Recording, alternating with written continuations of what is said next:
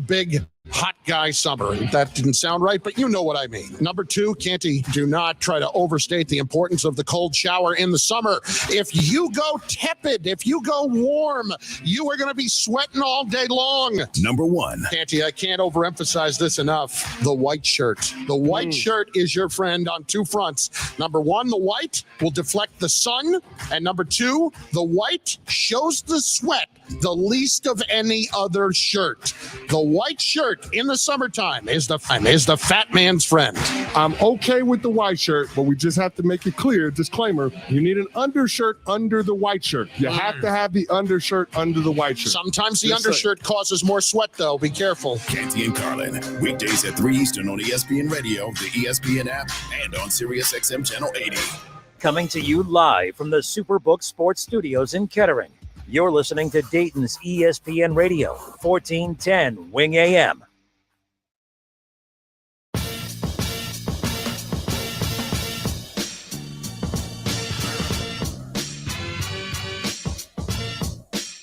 All right, everybody, welcome in. Justin Kinner, Kev Nash, live, Dayton's ESPN radio station, 1410 Wing AM. I'm Justin Kinner. He's Kev Nash. Mr. Kev Nash, welcome. Remember me? I do remember you. All the listeners are a little mad at you. You left them alone with me yesterday. And what did you do? Actually, I've been on my best behavior the last few I days. listened to part of the show. You were good yesterday. I was. A lot of we had Bengals fans calling in to agree with me on stuff. Yeah, Shout out to Larry. Believe that. I couldn't Milano's believe that. Larry. You know? I couldn't believe that. Lots of Corey Dillon talk. Ain't heard that name around here in quite a while. But yeah, it's kind of a wild story. Like, I mean, I get it. I don't know. He just came across very petty. I'm not anti Corey Dillon, and I think he'll get in the Ring of Honor at some point. But he's upset at the way they go about it. And this is kind of something you and I've talked about in the past, where I've said, hey, you know what?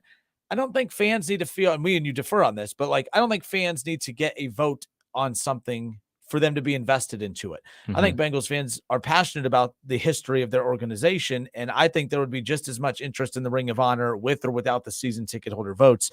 Plus, when you look at the fact that only a small percentage of your fans are season ticket holders to begin with, what are you really doing? And maybe this is a ploy to increase season ticket sales. But Corey Dillon's whole take was that, hey, you know what? Half your season tickets holders are newer and younger. You didn't even watch him play. You didn't watch half the legends play with the Bengals anyways, because some of you are newer fans, and yet you're voting on who gets in. I thought that was a very valid take, but again, it's one of those where you look at who's been voted in. I don't have a problem with who's been voted in. I think they've gotten it right. I mean, I had the names on yesterday's show. When you look at who's already kind of been, in Ken Anderson, Willie Anderson, Paul Brown, Isaac Curtis, Anthony Munoz, Ken Riley. I don't think he's not in. I don't think he's not in because of the setup of the vote process. He's not in because it's just not his turn yet. He'll get in at some point, but he's making it worse though. I think fans are purposely not going to vote for him now because he keeps poking the bear a little bit. But that was yesterday's show. But yeah, your take. Yeah.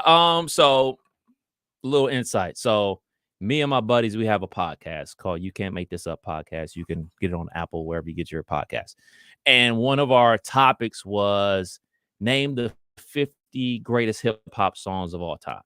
Now we have people that are my age, 40, and we have another person on there who's like 30 years old. So hip hop is celebrating its 50th year of music. And you think about all the songs in hip hop and think about how much hip hop has changed from 50 years ago to the 80s, to the 90s, to the early 2000s until now. So we have a wide range. So if you grew up in a certain era, you're going to gravitate to those songs. Yep. So just like Corey Dillon is correct, like if you have season ticket holders or quote unquote, like maybe like 20, 25 years old or something like that, they didn't see those guys play. Didn't see Boomer Esiason and all those other guys play as well. So it's really all about eras. So I don't think the fans should have 100% of the vote. They should have a segment of the vote, but you have to show homage to the ones that came before you, like the Ken Andersons. You know what I'm saying? Like, you can't have a ring of honor, a Cincinnati Bengals ring of honor without Ken Anderson. You can't have one without Boomer Esiason. And I think back to the NFL Hall of Fame, and you talk about like all these guys that like, oh yeah, he's a Hall of Famer. He's a Hall of Famer. You say these things, But then they have a cap on how many guys can get into the Hall of Fame at one time. And then you start to get kind of like a log jam. Like we always hear this around the Canton Hall of Fame game. Like, man, there's a log jam at wide receiver. Is so-and-so ever going to get in there? He's been up for nomination for 15 years. Like, he just keeps getting bumped out. He missed by 10 votes. He missed by 12 votes. Like, it gets like that when you try to crunch these numbers and say, like, oh, man, this guy deserved to be in. And then you start looking at the numbers. You start looking at the Pro Bowl appearances. You start to look at all the other things and impact they've made in the city and things of that nature. I'm a person that firmly believes that you can be a Ring of Honor or a retired jersey for your team and don't have to be a Hall of Famer for that sport. In point, I believe that Derek Fisher should have the number 2 hung up in crypto or whatever they call that arena out there for the Lakers right now, because of the things that Derek Fisher did for the Los Angeles Lakers, not necessarily what he did for the entire association. As far as Corey Dillon's concerned, maybe he'll get in there one day, but I don't think of him when I think of the Cincinnati Bengals. He's not like the top 5 dudes that I think of. He's the Cincinnati like, yeah, and that's different. Again, not a top 5. Like, he's the team's leading rusher, right? But I like how you worded that. When I think of the Bengals, he's not even in the top 5 names that I think of with that organization, even though he is the team's leading rusher. I think he had like 3 Pro Bowls, all that stuff. Great career with the Bengals, but all I remember is just that fit that he threw, where he threw his pads and stuff into the stands and kind of just went off on fans on the way out. And like that, that's kind of tough. I mean, you also have the, Corey Gray, or you have Danny Graves, the situation there where he flipped off Reds fans, but yeah, he's going into their Reds Hall of Fame.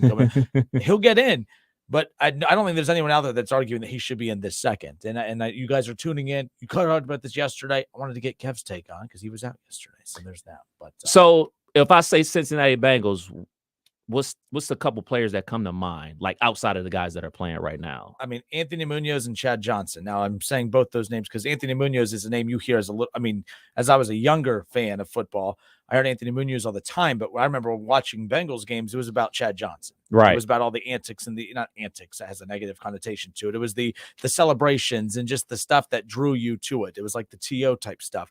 But to me, those are the 2 names that right away resonate with me. So for me, obviously Anthony Munoz, Hall of Famer. He should have been the second guy in there next to Paul Brown, obviously. Then the next guy that I think about is a Boomer Esiason, helped his team get to a Super Bowl. Then we talk about the Ken Andersons. So we're already 5 people deep already. So you got to think, man, like Chad Johnson is not only a big name today, he was a huge name when he played, and he was a damn good football player when he played for the Cincinnati Bengals. So, like, he's going to get in probably. It's just, hey, man, unfortunately, you have to wait your turn because there's a lot of other guys ahead of you. They have a lot of good football players for their team that deserve to be a part of the Ring of Honor. So what about, like, he's talking about, like, oh, man, you guys didn't watch me play. Well, the guys that got in before you, they're even older than you are. Mm-hmm. So it doesn't make any sense. No, and I agree. And he also tried to say it was a popularity contest. And by the way, this is wild because I think his concerns are valid, but I think the results of those who already been inducted in, they discredit his concerns because he says this is a popularity contest. Well, if it was a popularity contest, Chad Johnson would have been in year 1. I don't think it's a popularity contest. I think that my conspiracy theory is I don't think the votes count. I think it's just a little feel good way to make you feel like you're involved. I really have a hard time believing that fan is short for fanatic. I have a hard time believing that every season ticket holder voted the right way and voted Anthony Munoz and these older guys in first and are gradually going to do it. I think, I'm not that trusting when they say, hey, you vote on who gets in the Ring of Honor. I think it's been strategically done as who gets in. And I don't sometimes think, and I agree with him about the younger fan base and the younger season ticket holders. I don't think that they're voting the correct way. So I say that, but also when he says that this is just a popularity contest, if that's the case, Chad Johnson would have been in already. If you're tuning in, by the way, what up, saying you talked about this yesterday, revisiting it just because of some conversations that we've had throughout, even after the show, got a lot of good stuff on the Facebook page about it. But something you said earlier, it's always interesting to me how teams go about kind of enshrining great players, because there's a difference between an all-time great player for a sport and then an isolated great player for a particular team. For instance, Ickey Woods is a big, by the way, that's a more, Ickey Woods was not as good a running back. He was not as good of a player for the Bengals as what Corey Dillon was, but everyone loves Ickey Woods. Right. I love Ickey Woods. We all love Ickey Woods. Ickey Woods is popularity. He would be in if this was a popularity contest. So, that's kind of where I'm at with that. So is what it is. But how teams go about honoring great players from their history. You talked about Derek Fisher a little bit ago. The one thing I would ban from sports, which will never happen, I hate jersey retirements. I think that's silly. Now, here's why. Michael Irvin, I remember Michael Irvin saying, like, he loves being able to see that number be passed down to another great player. When you see CD Lamb and that, whoever has number 88, Dez Bryant had it before.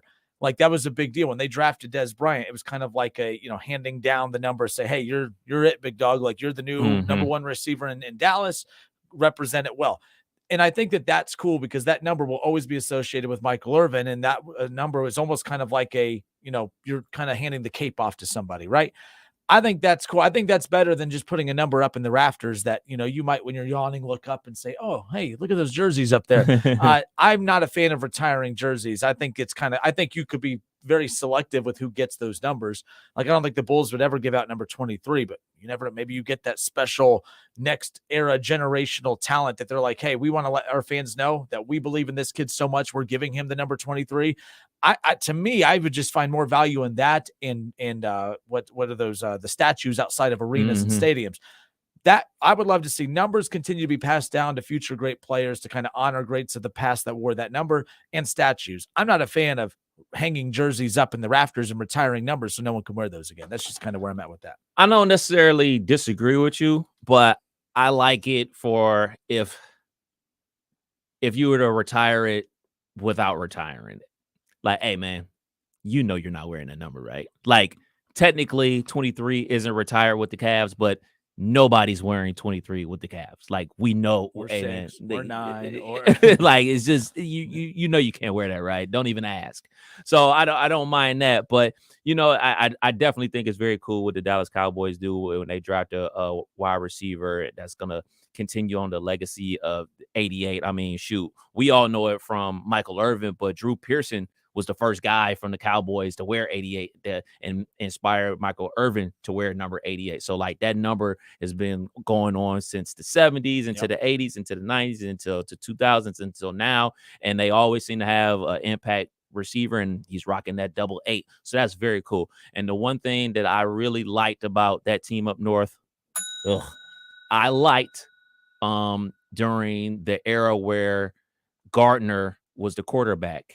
And very weird number. He was quarterback rocking 98, but it was in honor of another former player. And he got honored with that. And it has the patch with that player's name on it and the years he played for the university and everything like that to make you remember, like, hey, man, it's not solely about what's happening on the field now. These players that are playing now couldn't have this great arena to play on if it wasn't for the forefathers of the university. And we're going to give you the honor of wearing whatever number that player wore. He wore a Heisman Trophy like in that number. Like, I think it would be cool if, like, whoever at Ohio State is rocking number 10 had Troy Smith patch on his jersey to say, hey, remember Troy Smith? He was a Heisman Trophy winner. He did X amount of things for the Ohio State Buckeyes. You and I know that because, like, that's the Buckeyes that we grew up with. But people that are 18, 19 years old have no idea who Troy Smith is. So I think it's important for people to still remember the legends.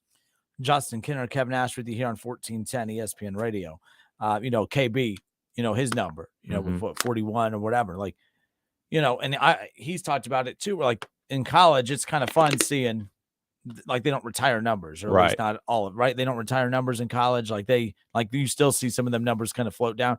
He loves when that number, as long as he signs off on the player wearing it. But, like, some of those guys, like, do enjoy seeing that number be passed down. Like, oh man, no one's been that great in that number since. Well, it kind of leads to that fun conversation from, during the NBA Finals when you got Jokic wearing number 15 in Denver, and then there's also Carmelo Anthony. Well, when it comes time to retiring that number in Denver, it led to a big little, in Denver sports talk radio. It was like, man, when they retire number 15, who should they retire it for? Should they retire it for Carmelo or for Jokic? Well, how about the dude that won a championship? But this was before. This was like during the finals run or whatever. Like they, it was like, hey, right now though, what do you do? But I always found that debate interesting. But those numbers always lead to that. But so, by the way, Doug Toby message in. Maybe if it'll pop up on the screen. But he had talked about, so he says, I'm a 23-year ticket holder. So he's going back to our Bengals conversation. Okay. He goes, my vote counted more than these 30-year-olds. Hey, now, what do you mean these 30-year-olds? Right? Be respectful of us 30-years-olds, all right?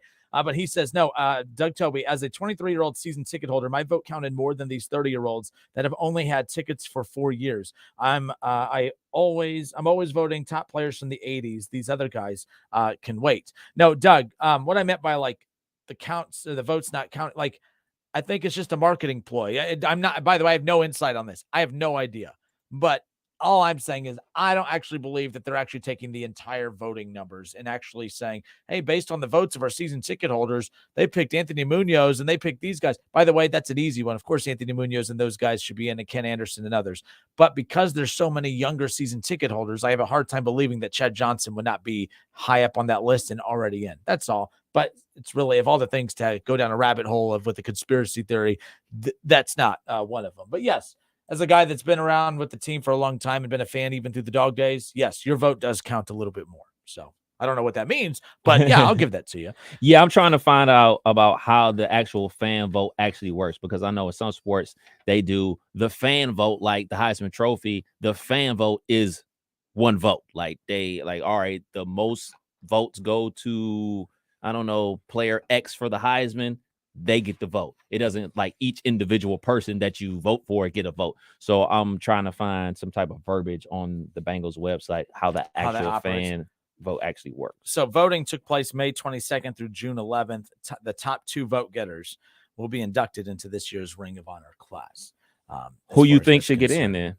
This year I said Boomer Esiason. And then like I put Chad Johnson. I said I think Chad Johnson should be in. I get why people keep saying that some of the younger guys need to wait, but I mean at the same time, I mean look, the bottom line is like when you think of the nominees, Kev, if you're a nominee, you're already technically like you're a nominee. Like, is anyone on this nominee list not going to make it to the Bengals Ring of Honor? It's just a matter of once you're a nominee, you're staying on as a nominee. You're going to be inducted in at some point. That's why I think some of this is silly, but it does lead to, people get real passionate about it. Like for instance, this year's class, like Corey Dillon getting all upset about it. If he's not one of the top 2 voted in this year, which I guarantee you he won't, but to get mad because he wasn't voted in this year, he'll get voted on at some point.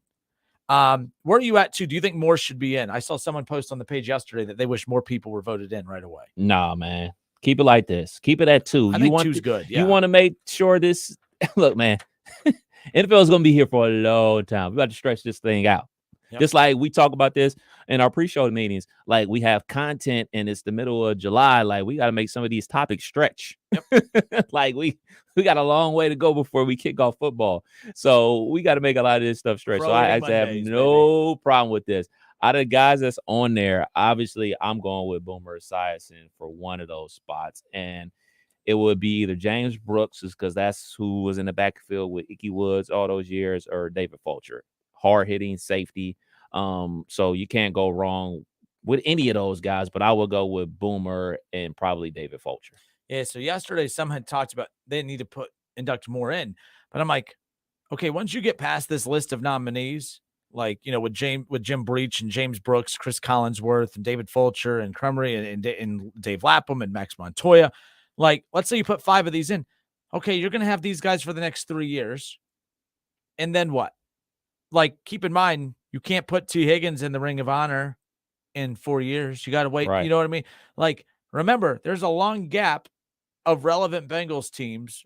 That's going to be kind of tough that you're just forced. I mean, are you going to get to a point where maybe 10 years from now, we're talking about Geno Atkins and Carlos Dunlap and guys like that, AJ Green, but we're so far removed. Like AJ Green's officially retired. I mean, that's going to be a name that at some point will be added to the nominee list, but we're nowhere close to the point where those names are going to be on the tips and tongues of fans of who they want to see in this thing. So you kind of got to slow it down a bit. It's a great point. And here in July, there's certain topics we have that we're like, you know what, let's wait on that. Let's let that breathe a little more because maybe something more will come out of that. We want to stretch that out a bit. That's kind of what the Bengals are doing here. 2 is good. You want to stretch this out a bit. You don't want to put everyone in that deserves to be in the next 3 years, and then you're just kind of throwing people in to throw people in because, we're supposed to have a Ring of Honor ceremony. You definitely don't want to do that. But This is crazy. So I'm looking at this. You talked about Corey Dillon being the all-time leading rusher for the Cincinnati Bengals, 8,060 yards. Yep. James Brooks, second all-time leading rusher, 6,447 yards. So, I mean, like, if like guys like Ickey Woods and James Brooks get in before Corey Dillon, he has a valid point. Like, I doubled what they did. I did what they did together in my career. Yep. On less carries, on less games played. So if that happens, then I can understand where Corey Dillon's coming from. But I think everybody knows that Boomer Esiason's going in, right? Like, they think that's pretty safe to say. It's kind of really all about that second person that goes in there. I'm Team Ickey. Ickey can go in over. He can go in. And by the way, it's not just about the fact that, yes, of course, Corey Dillon's a better running back than what Ickey Woods was, but of course, slightly different position. But he played fullback. And all that, but Ickey's career was ended way too early by injuries. Yeah, but that cold cut commercial is always why Ickey should be in over. No, but like Ickey's been an ambassador for that organization. I mean, Ickey was coming in studio doing the show with us years ago, back when they were winning 2 games, back when they were bad, back when they weren't any good. He was still being an ambassador of the franchise. He's not doing this whole Corey Dillon thing where, oh my gosh, they've been to Super Bowl and back-to-back AFC title games, and now all of a sudden, because it's cool to be associated with the Bengals, now you're outraged because they're not, acknowledging your past. You can't have, you know what I mean? Like, that's why I'm always like, I think you take care of the alumni that supported you during the down years, and Corey Dillon definitely did not do that. Definitely did not do that. Kinner and Cap, 1410 Wing AM. When we come back, I found this pretty fascinating, by the way. Came across this earlier today. Now that the All-Star game has come and gone, the metrics for the first half of the baseball season, or the pre-All-Star portion of the season, average attendance in baseball is up 8%, Kev. 77% of MLB clubs are registering attendance increases. Over 75% of the league has charted major increases in attendance. The median age of ticket buyers this season is 6 years younger than a year ago. What do you attribute that to? Is it the pitch clock? Is it the new rules in baseball? Is that strictly why we have seen an uptick in these major metrics highlighting the success of the first half of the Major League Baseball season? Or is it something else? 518-1410. Let's discuss that when we come back. Kinner and Cap, 1410 Wing AM.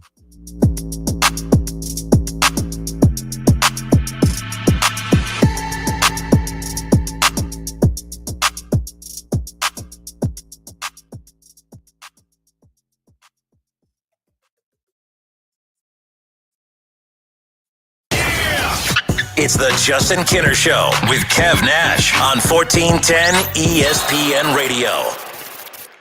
ESPN 1410 Wing AM weather. Well, the forecast says partly cloudy skies and 70 today, and heavy rain and severe thunderstorms are possible tomorrow, a high of 85. On Friday, it's mostly sunny, a slight chance of a thunderstorm and a high of 88. I'm Rick Schremp for 1410 ESPN Radio. Hey, I'm Andy. If you don't know me, it's probably because I'm not famous. But I did start a men's grooming company called Harry's. The idea for Harry's came out of a frustrating experience I had buying razor blades. Most brands were overpriced, overdesigned, and out of touch. At Harry's, our approach is simple. Here's our secret. We make sharp, durable blades and sell them at honest prices for as low as $2 each. We care about quality so much that we do some crazy things, like buy a world-class German blade factory. Obsessing over every detail means we're confident in offering a 100% quality guarantee. Millions of guys have already made the switch to Harry's, so thank you if you're one of them. And if you're not, we hope you give us a try with this special offer. Get a Harry starter set with a 5-blade razor, weighted handle, shave gel, and a travel cover, all for just $3 plus free shipping. Just go to harrys.com and enter code TRUST at checkout. That's harrys.com, code TRUST. Enjoy. Ready for the heat that can't be beat? Stop by Lee's Famous Recipe Chicken and pick up the all-new Nashville Hot Chicken Sandwich with a hand-breaded premium chicken breast prepared Nashville hot style and pickles all on a brioche bun. It's Music City flavor made famous. Stop by Lee's and experience music to your taste buds with the Nashville Hot Chicken Sandwich for a great price. It's here for a limited time, so try it while you can. Only at Lee's. Famous for chicken. Adopt US Kids presents What to Expect When You're Expecting a Teenager. Learning the lingo. GOAT, G-O-A-T, acronym, stands for Greatest of All Time. As in, spaghetti sandwiches for dinner? They're my fave. Dad, you're the GOAT.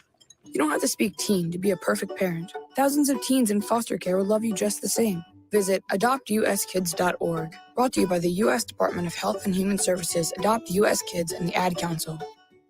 Yeah, I'm so stressed. Our business is growing. We've got people all over now. Ooma. What is that? Meditation? I'm recommending the Ooma cloud phone system with auto attendant and more than 50 features.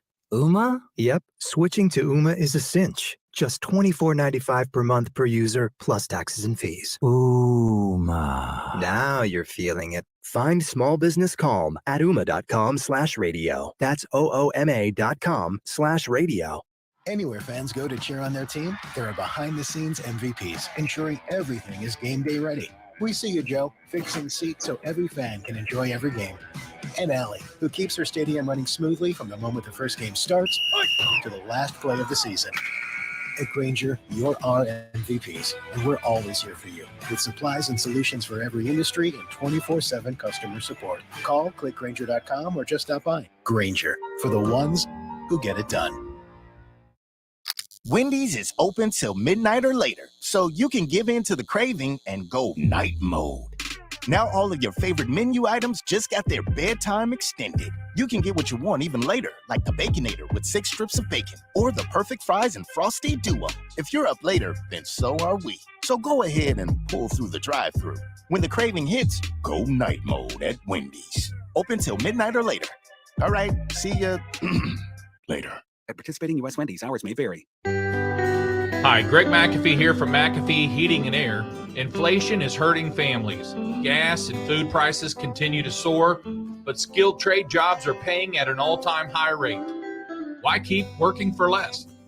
If you are experienced in HVAC, have a great attitude, love serving people, and enjoy working hard, apply today at mcair.com. That's mcair.com. When I got the news, I was shocked. I was scared. I was angry. When I heard it could be treated with the right care, I was relieved. I was happy. I was given a second chance.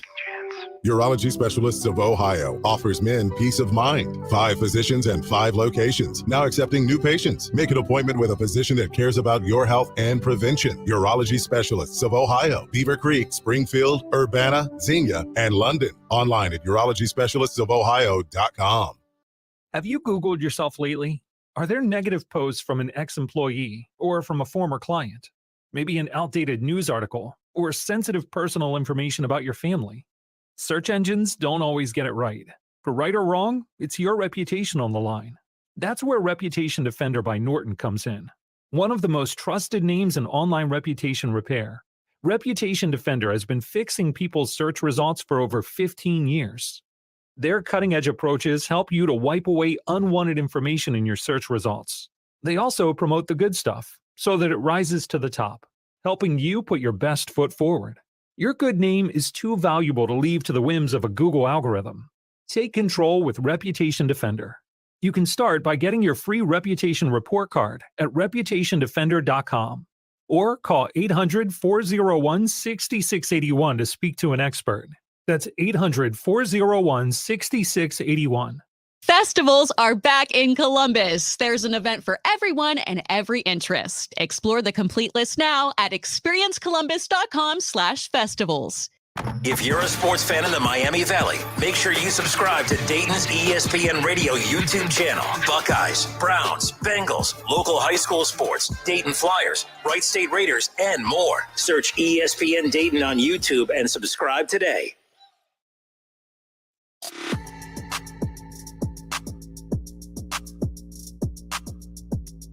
Kenner and Kev, Dayton's only local sports talk show, live here on Dayton's ESPN radio station, 1410 Wing AM. Hope everyone's had a great day. We are off and rocking here on 1410 Wing AM here in the Miami Valley. Hope everyone, again, has enjoyed their day. Last night, Kev, so I just started golfing over the last couple of years.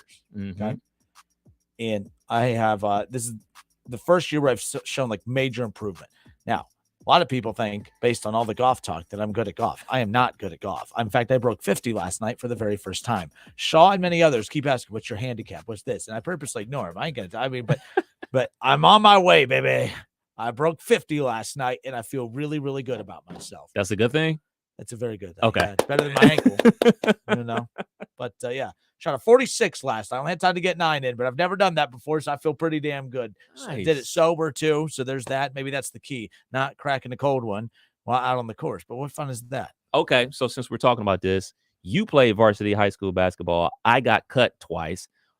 What's the most points you ever scored in a varsity basketball game? In a varsity game? Yes. Why'd you put me on the spot like this? You ready for you this? Gotta know. Everybody remembers this number.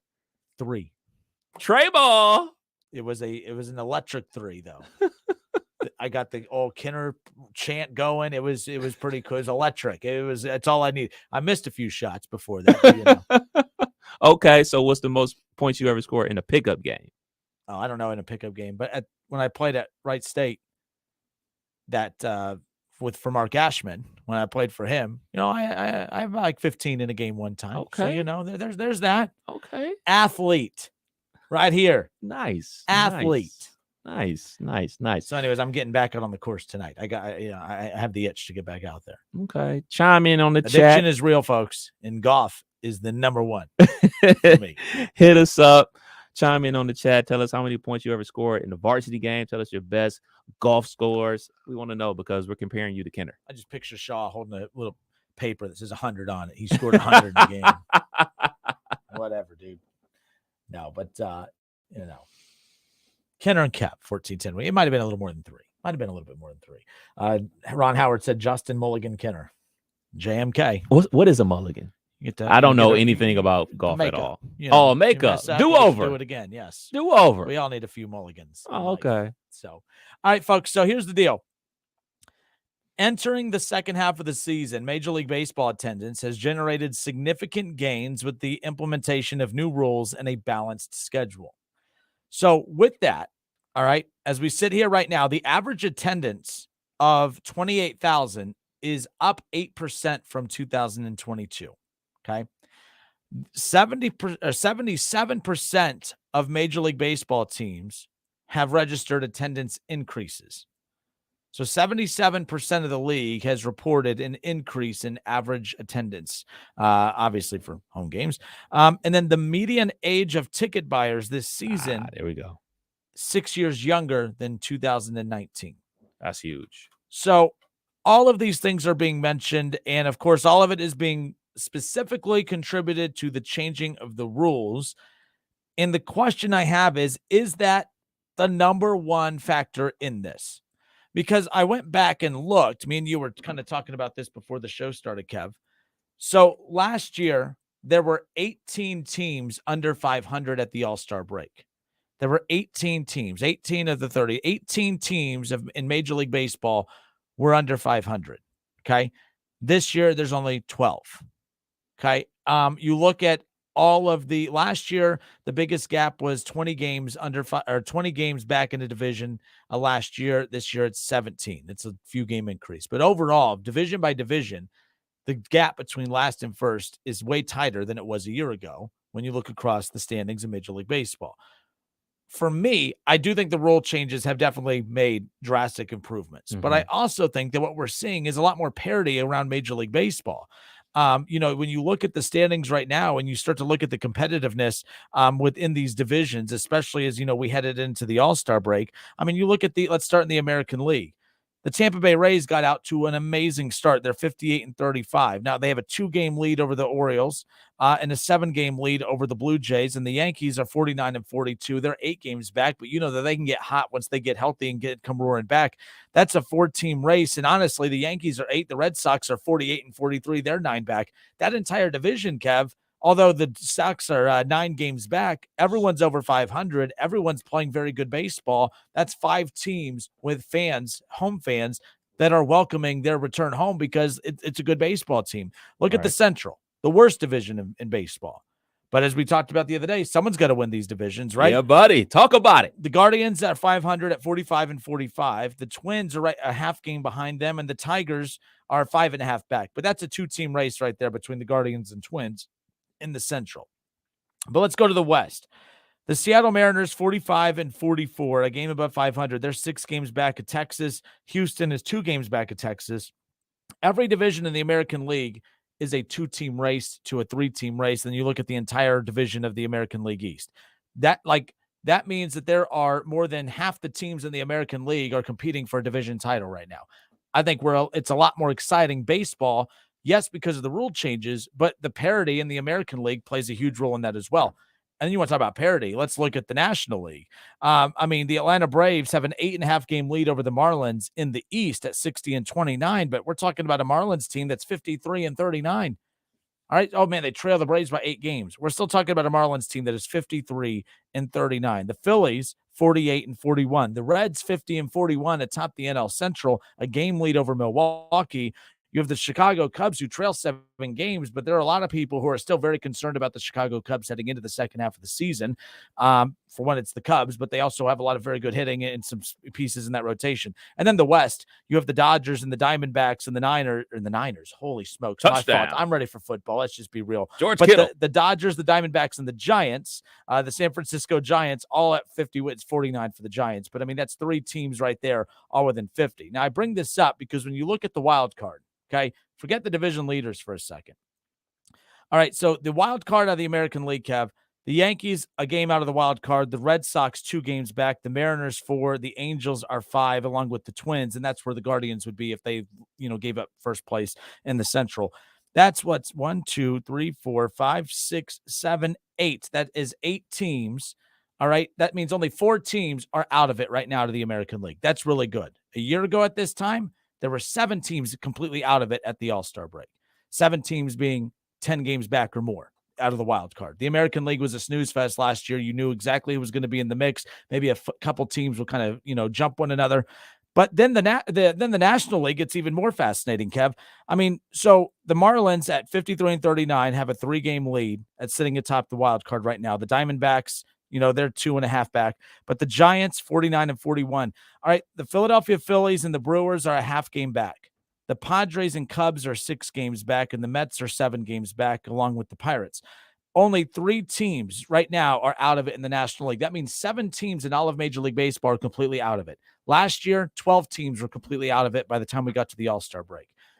You're never going to get to a point where every team is still in it. That's not how this works. But I do think that it's more than just the rule changes that have been implemented that have led to this increase in interest. You have way more teams who are in the hunt, who are in the mix right now. And I think that is obviously very significant. What's wild is you also have Shohei Ohtani out there, a type of player we've never seen before, at least in our generation, in our lives.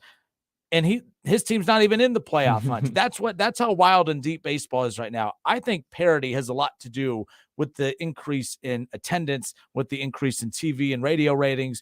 I think that's one of the major factors more than the rule changes. But at the same time, we can't ignore that the first year that these heavy rule changes have been implemented, you're seeing everything skyrocket left and right. I think it's a combination of both, but don't ignore parity. I think that has a lot more to do with it than anything else. I think the rule changes caused parity. I think the rule changes allow, teams that don't hit a lot of home runs, like the team that I root for, the Guardians, to be competitive in this whole thing we call baseball, the lacking of the shift, allowing small ball to be prevalent again in this game. So I think it's like a cause and effect. I think they wanted the clocks and the no shifts and all these rule changes basically to speed up the game, to speed up the pace of the game. And we got this also. We got a faster game, And we also getting more competitive baseball and like, oh man, it's kind of like even things out. It kind of evened the playing field. Oh man, you got a whole bunch of guys that jack a whole bunch of home runs, but now we can't do the shift. So now, hey man, you guys don't have the great web gym shortstops like you did back in the 80s and 90s and things of that nature. So you don't have as much great defensive guys because you can't basically put them in position to be great defensive players. They actually have to do it themselves. You don't have that. So now, all right, man, teams are actually able to win games 2-1. You know what I'm saying? Instead of having to win games 8-5 and things of that nature. So I think the rule changes have created parity, and it's made a faster paced game, and it's turning a lot of younger people on to baseball again. Yeah, and by the way, so when the season started, I kept rolling my eyes at all the pace of play stuff. I'm like, look, if the product is good, I don't care if it's 3.5 hours that I'm there. I don't care. I've never gone to a movie saying, man, these movies are great, but man, they need to hurry up. If I'm spending money on a ticket to go watch a movie, I want the movie. I want as much of that product as possible. I mean, I don't want a 5-6 hour movie, but I want to get my money's worth. And I don't think I want to go to a movie saying, man, I give it an hour and 2 minutes or I'm out of here. Okay? I've always said if the product is good, you want more of it. The NFL, college football, you could say that they should speed some stuff up here and there. Yes. But I mean, does anyone complain going to a Bengals game? I'd love to go to that Bengals game, but those games are just too long. Hell no. That's 4 hours of Joe freaking Burrow and Jamar Chase and T. Higgins. You want as much of that and as long as that as you can, right? That's why I kept pushing back on that notion that, okay, we got to speed this game up because that's what's losing fans. If the product is good, you're going to sit back and take that product in. But I do think that it's not you want less of the product. You just want the flow of the product to be better. I'm willing to come back on that a little bit. I think that there's no doubt in my mind that has also led to that.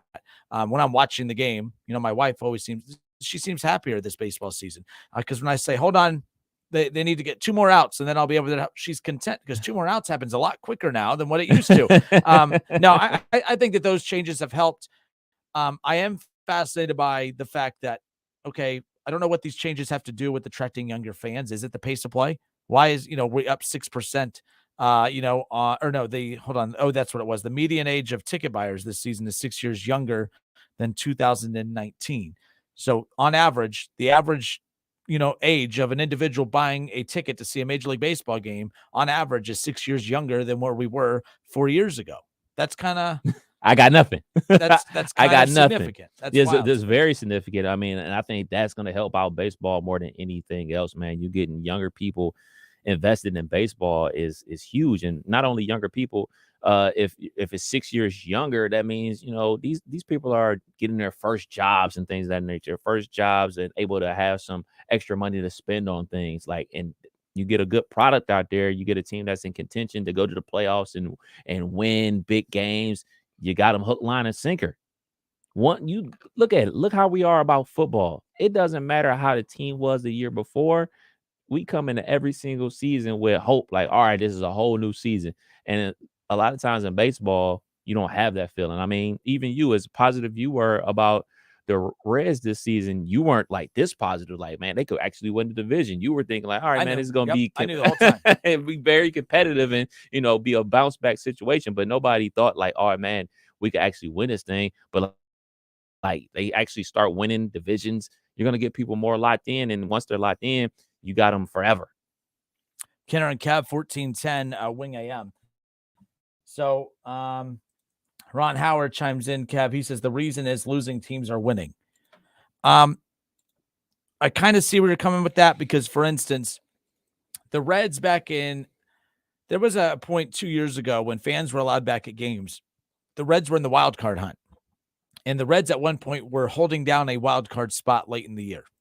And I went to a game and it was just empty. It was a Sunday afternoon game. It was just empty. And I said, oh my gosh, like what is happening?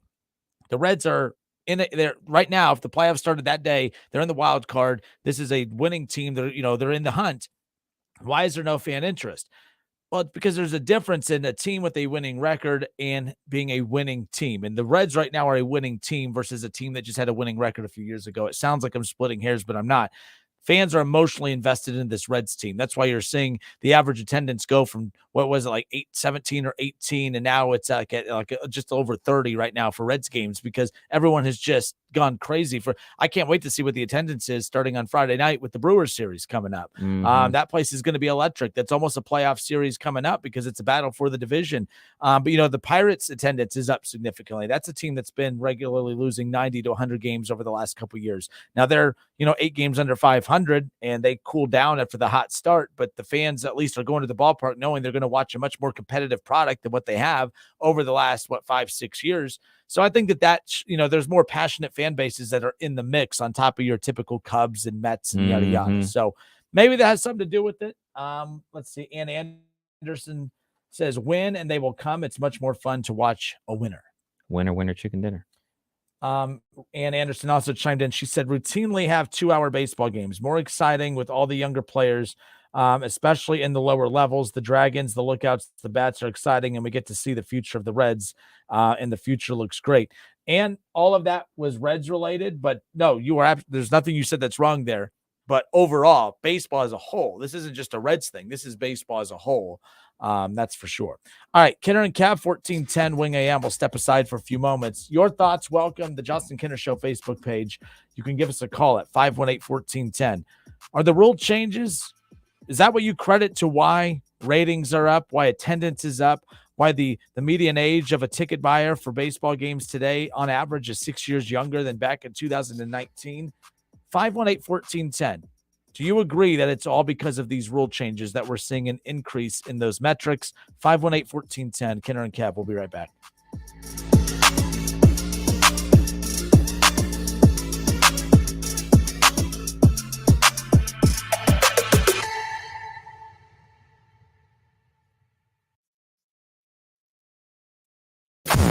It's the Justin Kinner Show with Kev Nash on 1410 ESPN Radio.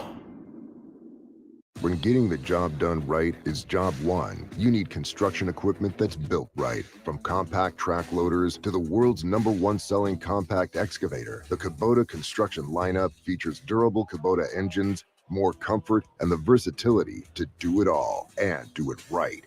Visit your local Kubota dealer today. Go to KubotaUSA.com for full disclaimer. Stop by Columbus Equipment in Columbus, Dayton, or Toledo to see their full line of Kubota construction equipment, or check them out online at ColumbusEquipment.com. Summer rib season is back, baby, at Frickers. Join us for the perfect pairing of frickin' chicken chunks and baby back ribs together all summer long for only $14.99. Bring the whole family as kids 10 and under eat free from the kids menu all day, every day. Spend time with the family. Enjoy frickin' chicken chunks and baby back ribs all summer long for only $14.99. And kids 10 and under eat free only at the home for fun, food, sports, and spirits, Frickers. Do you or any of your family members, neighbors, or friends own a property that you just want to be done with it? If so, call TurboTrack Realty today for an all-cash offer at 614-470-2000, 614-470-2000. Would it be convenient for you to take what you wanted and leave the rest behind? Great, I'll buy it. Call 614-470-2000. That's 614-470-2000. If this were a Reese's TV ad, you'd be staring at a Reese's peanut butter cup. And sure, my voice is peanut buttery smooth, but still, you need to see the peanut butter cups, right? No? I can really just say Reese's and you'll go get some? Okay. Reese's. Reese's. Reese's. Really working, actually. Reese's. Reese's. I'm on to something. Reese's. Reese's. Reese's. Boot Barn honors a Western legacy built by those who persevere through resourceful determination. Ariat honors that same legacy by bringing innovative technology to classic pieces. Driven by a dedication to the craft, Ariat blends timeless Western artistry with advanced performance features for the modern cowboy and rodeo athlete. Out west, ingenuity is second to none. Ariat at Boot Barn. At Harley-Davidson of Xenia, the atmosphere is positively electric as we look to the future. Our name may have changed, but Harley-Davidson of Xenia has been locally owned since 1984. Under our new management, the staff and store are buzzing to get you set up for the open road. Whether you're shopping for merchandise, a new bike, or just need some maintenance on your current ride, Harley-Davidson of Xenia is here for you. Visit us online to learn more and to place a reservation on your new bike. hdofxenia.com. Hey Dayton, have you heard? Chevrolet of Troy has you covered for all your auto service needs. We're proud to offer a state-of-the-art dealership with experienced service, parts, and body shop. In fact, we're the only dealership in Miami County with an on-site body shop. We make it easy with experienced professionals ready to diagnose your vehicle with the goal to get you back on the road quickly. That's right, Chevrolet of Troy is your best choice for service, parts, and body shop. 1375 South Market Street and online at ChevroletofTroy.com. By now, you should know Audio Etc. has all the same sales and deals on TVs and projectors as everyone else. But did you know we also have some of the world's best hi-fi? Hi, this is Kirby from Audio Etc. And we do have some of the best home theater high-fidelity gear on the planet. Not only do we have your favorite brands like Clip speakers and SVS subwoofers, but audiophile greats from Bowers & Wilkins, Kef, NAD, Marantz, Cambridge, Mark Levinson, and plenty of vinyl and tube gear. Plus exotics you only see in the magazines. Stop by today and visit Audio Etc.'s crazy cool showroom and see and audition the best audio and video has to offer. While you're in, check out our huge selection of pre-owned vintage gear. A great way to afford great gear otherwise out of reach, or revisit old classics. Audio Etc. Sound advice you can trust. Audio Etc. 551 Congress Park Drive at the corner of Paragon in Centerville, or call 434-9770. Audio Etc.'s crazy cool showroom. $5,000 sign-on bonus. That's right. My friends at Cordell Transportation are now hiring experienced Class A CDL drivers with excellent work history. If that's you, apply now. Cordell Transportation offers home daily dedicated lanes, no-touch freight, and brand new equipment, plus a $5,000 sign-on bonus paid over 18 months, paid orientation, and company 401k with company match. Apply online at CordellTransportation.com. Cordell Transportation, driven to succeed. The Hoop Collective Podcast. I'm at our ESPN LA studios. You may remember that Bev did a couple of days of work for ESPN last year. No, I remember. I was on with him. He left a gorgeous Dolce & Gabbana suit here that is just spectacular. You should wear it on TV today, Brian. I do not believe it will fit me, only because the arms are too long. You're across the street. Come over and get it. It's got to be at least a $7,000 suit. The Hoop Collective Podcast. Listen on the ESPN app or wherever you listen to podcasts. Get in the zone, AutoZone. Welcome to AutoZone. What are you working on today? I'm looking for fuel injector cleaner. Right now, buy a bottle of Chevron Techron Complete Fuel System Cleaner and get one free. Only at AutoZone. Will it also help with my mileage? Get everything you need to restore your performance in MPGs. Get in the zone. Wait, is it good for trucks too? Whatever vehicle you have, you can find the right products and parts at AutoZone. Get in the zone, AutoZone. Restrictions apply. Not so comfy? They want to help. At Drake Heating and Air, they're all about getting your AC running ice cold again. Get your $99 AC tune-up with no hidden fees and no surprises. They're not happy till you're comfy.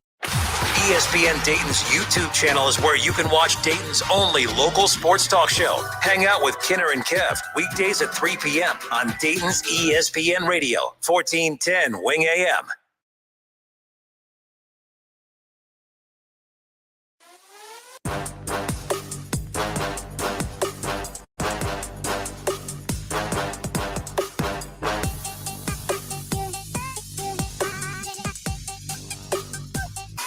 You got rid of Netflix at the worst time. Absolutely, man. So I've had Netflix for a very long time, just like everybody else and their mom. But like it kind of got boring. There wasn't anything on there.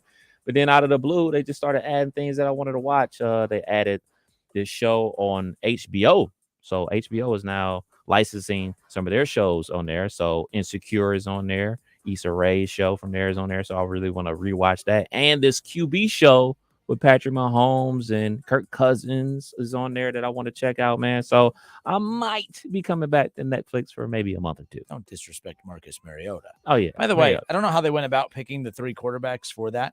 I don't know if they're doing like elite, mid, and like it's smart. If I'm correct in this, it's okay. You got your elite quarterback in Patrick Mahomes, your mid-level quarterback in obviously Kirk Cousins, and then your fringe quarterback in Mariota. Like, I thought Mariota was such a wild addition to that, but it makes sense because they're counting on the drama. They're counting on him losing his job at some point in the middle of the season. They're counting on the behind the scenes of how do you handle, I mean, it's like what we see in Hard Knocks, just the length of the season. Right. So I think that's pretty cool. I went home on my lunch break and I was able, because I saw people tweeting about it during the morning. So I was like, I'm going to go home and watch some of this just to kind of have an idea. I think it's really cool because it's just a lot of behind the scenes stuff, some stuff in practices, obviously, the film sessions, and then their family lives just at home, which everyone can't stand Patrick Mahomes' wife and yada, yada. But she, she's a movie star now. She's a Kardashian. So that's going to help with the whole ego of her. But I love it. There's so much behind the scenes stuff, like, and it's organic, raw footage, some of it that they piece together. And one of the clips that has everyone talking right now it was around the time when the Bengals and the Bills were going to meet in the divisional round of the playoffs, setting up who would go on to face, obviously the Chiefs or the Jags in the AFC title game. And in a very real moment, just a bunch of friends around, Patrick Mahomes was asked, hey, who do you want to win this game? He goes, well, we match up better with Buffalo. He goes, but I want to play the Bengals. I want, we need to beat them. I'm tired of them talking. And of course, that's been all over social media today and blah, blah, blah. But like, that was a real answer. It was a real moment. That's how fans talk. And the fact that, these athletes aren't robots sitting at home, just football. Like, that's a real statement. Those are conversations that fans were having. Hey, if I'm a Chiefs fan, yeah, I'd rather play the Bills than the Bengals. But at the same time, if I'm a Chiefs fan, I would love to beat the Bengals so that we could shut them up because their fan base is annoying as hell and blah, blah, blah. That's basically what Patrick Mahomes was saying just in regards about the players. I just think it adds an extra layer to what we've discussed about a month or two ago. The greatest rivalry in the NFL right now is the Bengals and Chiefs because of everything we've talked about. But that adds another layer to it, and that behind-the-scenes stuff I thought was pretty neat. Oh, yeah, this sells the product, man. This sells NFL more than it already sells itself. I mean, you got the biggest quarterback in the game right now having a Netflix show talking about he wants to go up against the Bengals. I mean, obviously, you quote-unquote want to shut them up, but your team does a lot of chirping as well. You want to play them because last time you played them, you lost to them. You want to get your revenge, and that's what this thing is about. It's about getting that get back. I mean, how many times have you played a video game with your best friend or your brother and you lost and you like, run it back. We not leaving until I win. I've done that 1,000,001 times, and that's exactly how that comes across. And that's what competitive nature is all about, man. I love it. Yeah. What do you think went into, maybe they explain it and I missed it, why those three quarterbacks? Is it like kind of what I'm thinking, an elite quarterback, a mid-tier quarterback, and then a fringe quarterback that may not be in the league in a year? I think it just shows the behind the scenes. You don't want Josh Allen, Joe Burrow, and Patrick Mahomes on the same one. I mean, that's interesting. Yeah. But I do think the behind the scenes footage for Marcus Mariota is drastically different because of the way that, he is perceived, right? The way his team is and everything else. Like, his behind the scenes experiences are going to be drastically different than Patrick Mahomes. And it's not all just their home life. It's just about how they go throughout the week preparing for the game and blah, blah, blah. I kind of like how they did it. I thought it was the most random trio of quarterbacks, but I do think that's what it is. It's elite, mid, low. Is that how you think they did it? Yeah, probably. Absolutely. Because you got to have some type of story to tell. Anything that comes on TV is an entertainment product put on for us to keep our eyeballs on. If we're basically going to watch, three franchise quarterbacks, like, hey, man, what are we going to do? Watch three dudes like Patrick Mahomes, Josh Allen, and Joe Burrow build their dream house. Like, all three of them are building their dream house. In the case of drawing a blank on his name, Oregon's quarterback. Mariota, I'm sorry. No, you're good. He's played for the Titans. He's played for the Raiders, and now he's playing for the Falcons. So I'm sure, like, he's probably not buying a house. He's probably renting a condo or something like that in Atlanta and bringing his wife and kids down there for that during the season and things of that nature. Like, all right, how is he going to act with Desmond Ridder being the backup quarterback that they drafted in the second round? Like, is he going to be like, oh, man, let me show the young buck the trades and show him how to look at film and things of that nature? You're not going to get that type of stuff from Patrick Mahomes or Kirk Cousins because they're entrenched as the guy. There's nobody hot on their trails coming to take their job. In the case of him, there's somebody trying to take his job, and they're a bad team. So bad teams create more drama. All right, so let's just assume, okay, and we're going to step away for a few moments. Let's just assume that that's what the goal was of the producers of the show Quarterbacks on Netflix. Real great title, by the way. So Patrick Mahomes, Kirk Cousins, and obviously Marcus Mariota. It just doesn't make any sense. Why those three quarterbacks? I think it's an elite quarterback to follow the behind the scenes, a mid-tier quarterback that's solid, that wins games, but also has just enough bad games to kind of make you question stuff. And then the Mariota with the drama behind. If you could recast this following that same model, what would be the next trio of quarterbacks that you want to model this show off of? An elite quarterback, a solid starting quarterback in the league that you think is interesting, and then a fringe quarterback that might be just holding on for dear life into the league. Let's talk about that. 518-1410 or the Justin Kinner Show on Facebook, ESPN Dayton's YouTube channel. Weigh in on there. I'm curious, what trio of quarterbacks following that model would you pick for the next season, if there is one, of quarterbacks on Netflix? I'm fascinated. I'm only one episode in. How long are episodes? About an hour. Okay. So I think it was like 46 or 56 minutes. I can't remember. I haven't finished the first episode yet. I just started it at lunch, but I am curious people's thoughts on this. Let me use your passcode. Yeah, my passcode. We'll be right back. Didn't Netflix crack down on that? Yeah.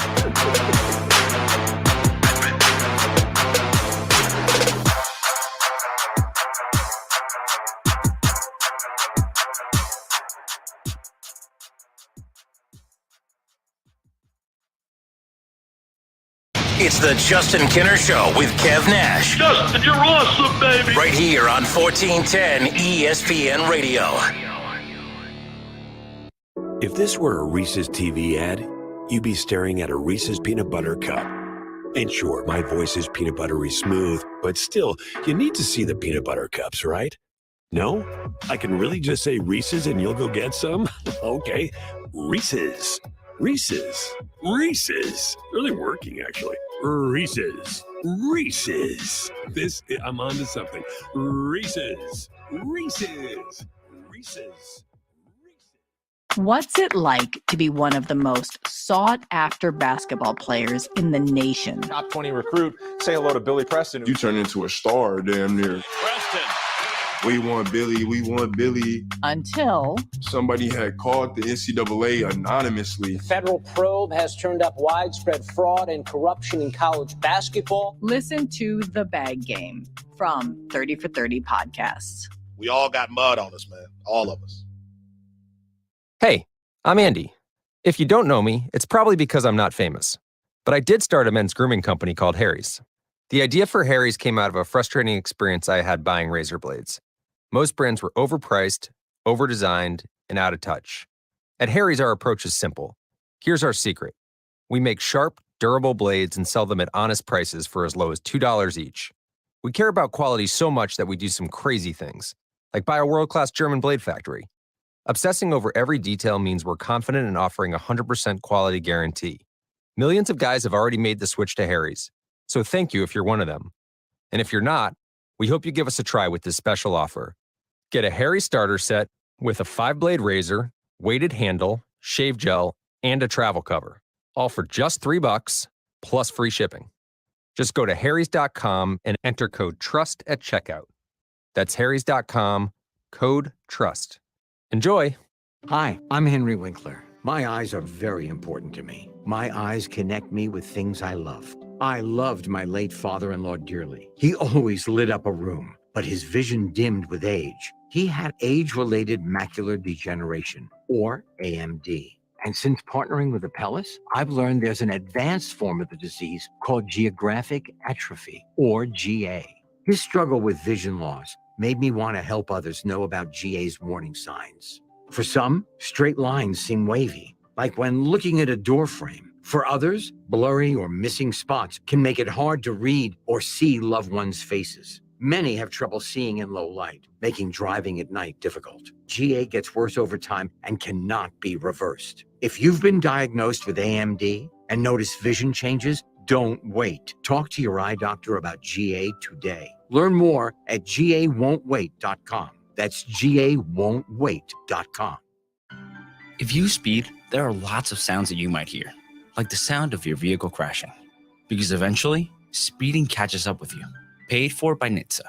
Have a hot take of your own that you're just dying to get off your chest? Text or call the ESPN Dayton hotline at 937-518-1410. That's how you can be a part of our local shows throughout the week, like the Justin Kinner Show with Kev Nash, weekdays at 3 p.m., and the Keith Byers Show, Mondays at noon. Call or text the shows at 937-518-1410.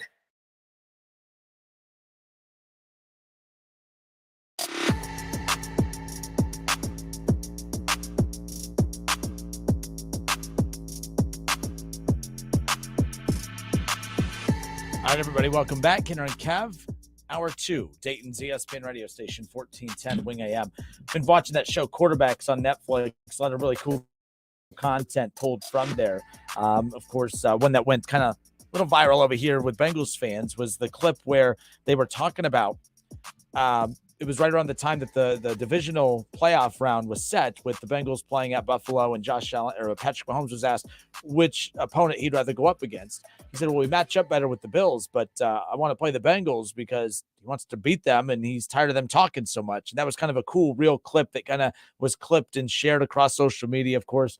We'll get back to that in a moment. Got some good stuff coming in on how it was set up. So I had asked, I said, okay, if you look at how quarterbacks on the show Netflix kind of set this up, you have an elite quarterback in Patrick Mahomes, a mid-level quarterback in Kirk Cousins, and a fringe quarterback holding on for his career and dear life in the NFL in Marcus Mariota. I think that was done strategically because I was like, man, that's the three most random quarterbacks you could throw together. You would think you would want like a Josh Allen, Patrick Mahomes, and a Joe Burrow, right? I think what they did is they set this up in this format because every one of those quarterbacks brings something different to the table. Their story would be drastically different. I don't want three elite quarterbacks in the same show where it's just a bunch of clips of friends and family talking about how great they are, or the media talking about how great they are. Like, there needs to be some quarterbacks in there to kind of make things a little interesting. And I thought that they did a very good job. So we're going to get to, if they recasted this for the next season, which if they followed that model, what group of quarterbacks would they pick? We'll get to that in a second. I want to go back, but I want to go back because we had some callers call in during the break. Major League Baseball has shown some major improvement with some key metrics that show, in the eyes of some, that the rule changes have led to big time, success stories and testimonials for Major League Baseball with making the drastic changes that they did, changes that this sports fan base pushed against. And if you are an NFL fan or an NBA fan, and the NBA is being pretty progressive with a lot of the changes that they're implementing in their sport as well. But if baseball can make these drastic changes and it works, when we were told that baseball fans are too old school to accept changes like this, but these changes that have been implementing, if that is the reason for these metric increases, Kev, what's fascinating is this could be bad news for traditional NBA fans. This could be bad news for traditional NFL fans, because I think Roger Goodell and Adam Silver are looking at Rob Manfred, who I think is the worst of the three, but might be the best if this continues down this road. They might be saying, well, we need to maybe not listen to our customer base, as wild as that sounds, because the customer base of baseball is talking about how dumb Rob Manfred is and how wild it is that he's making these changes. Well, if the changes are leading to these, drastic improvements in these key metrics, Rob Manfred was right to do so. Right. And I was one of those that was like, man, you got to be careful with baseball. You don't want to mess with those old school fans. Like that sport, they need those old school fans. Well, a lot of old school fans are kicking and screaming and crying, but there's the improvement in all the numbers that they were doing this to improve.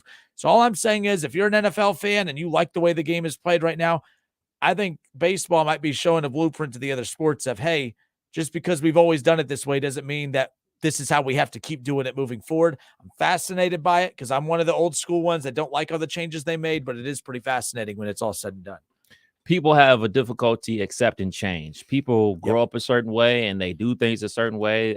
However long they've been alive, they watch things a certain way. They do it ABC. Hey, this is how it always should be done because this is the way I grew up with it. We have difficulty accepting change. They change things up and apparently it's working. Now, granted, this is the first year. This is, I'm a person that believes in a larger sample size to say like, okay, this is actually working year to year as opposed to like being a blip. So for argument's sake, let's see what happens in like 2 years before we go willy-nilly with all these changes, because you get a more of a sample size. But with that said, going to a sport that I follow a lot more closely, I see people losing their minds over the in-season tournament in the NBA. And and I said the same exact thing then. Like, well, you look at the play-in tournament, ratings are up. Like, we can't constantly just say, well, that's not how it should be. It shouldn't. It's never been like that. Why should we do that? And my biggest argument was, well, you know what? Hasn't always been a 3-point line. And what's the most prevalent shot in the NBA right now? The 3-point shot. That's what ruined the game. So we need to be more accepting of change. And also, it's not really about us 40-year-olds or even 30-year-olds or God knows the 50 and 60-year-olds. It's really all about the 18, 19, and 20-year-olds, because those are the people that are going to keep these games living longer than we're even on this planet Earth. So you do need to adjust. Yes, you do need to have like a semblance of what the game used to be, but like change isn't always a bad thing. And the biggest thing about it is, if it doesn't work, you can always go back. People that are old enough to remember when they moved in the 3-point line back in, like, I want to say like 94, 95. Valid. It wasn't working. Like, it made a worse product. It made the lanes clogged. Like, you couldn't attack the rim the way they expected. They was like, all right, we're going to make the 3-point line shorter, so it increased 3-point shooting. But that just made it, nope, Patrick Ewing doesn't have any room to operate because they're easier to collapse on them. So they moved it back because it didn't work. So if this thing doesn't work, you can always go back.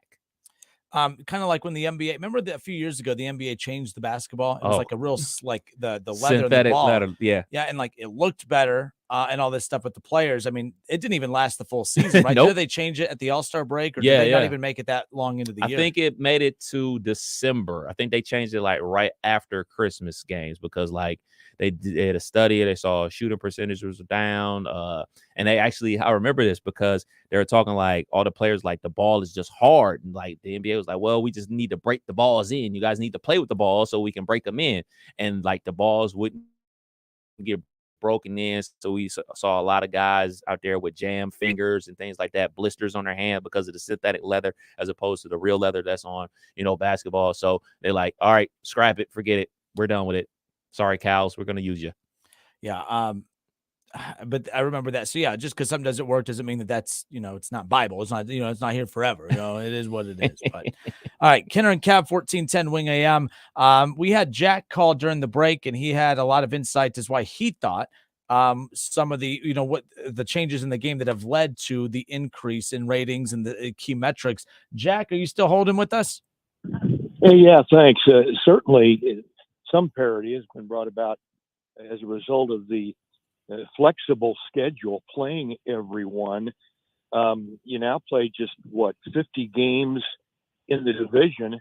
You used to play 80, and after the trade deadline, Milwaukee and St. Louis, the last 2 months of the year, they would wipe out Pittsburgh, Chicago, Cincinnati.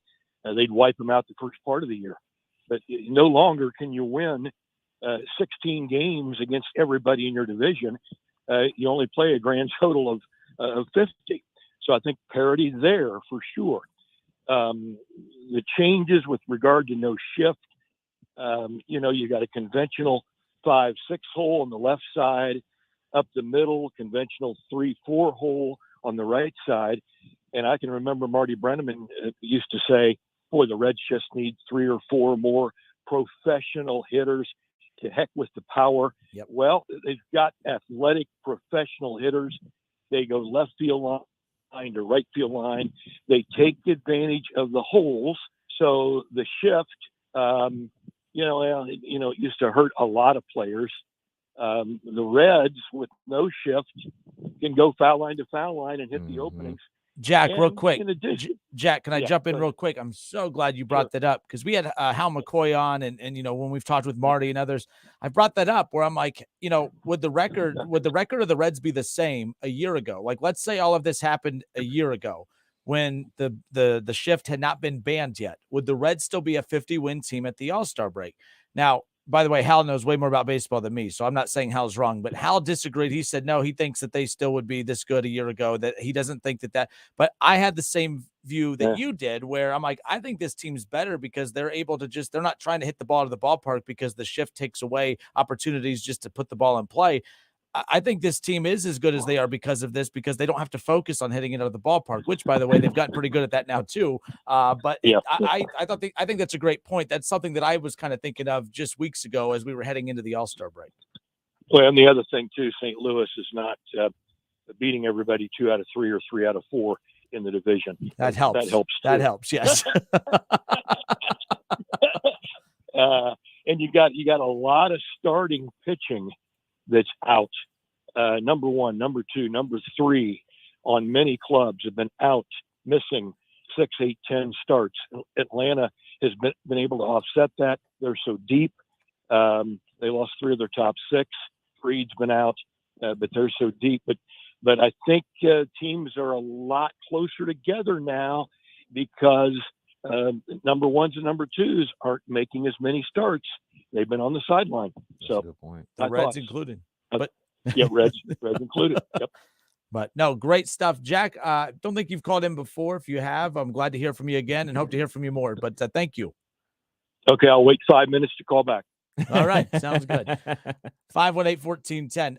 No, by the way, another thing he talked about that I'd forgotten about too, that I think has led to an increase in attendance is the fact that it's the everybody play everybody, thing too.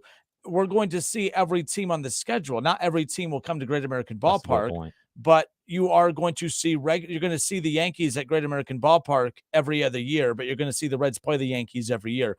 I do think that there are more interesting home series now because of that. And I think that that's pretty fascinating and pretty interesting when it's all said and done. He talked about it, 80 division games. Now you're only playing, or, National League games. So now you're playing, 50, not in your division, but you're playing 50 National League games as opposed to playing 80 National League games and stuff. So that definitely helps as far as that's concerned. Is this Ron? Ron, are you still on hold?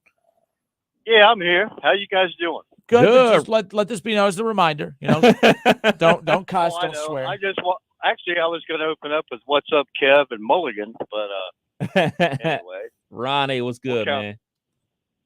Anyway, I just wanted to say, I think we were talking. You were talking about it. I mentioned it that with the attendance being up, you got teams that are, really starting to light it up, like the Reds. I mean, like you said, you went to a playoff game and there was hardly nobody there, like a minor league game. But then you start winning sells tickets and winning sells. And, Arizona's kicking butt. You know what I mean? Yeah. So you got teams that are turning it around and you're selling tickets. But I wanted to go to the other thing you were talking about, the cast of 3. Oh, I figured that would get you kind of out of the weeds a little bit. Yes, let's hear it. Yeah. I would say Joe Burrow, star. Yep. Then you got Tua, concussion protocol. Yeah. Yep. And then we can throw in Watson, pervert. Okay. And there it is.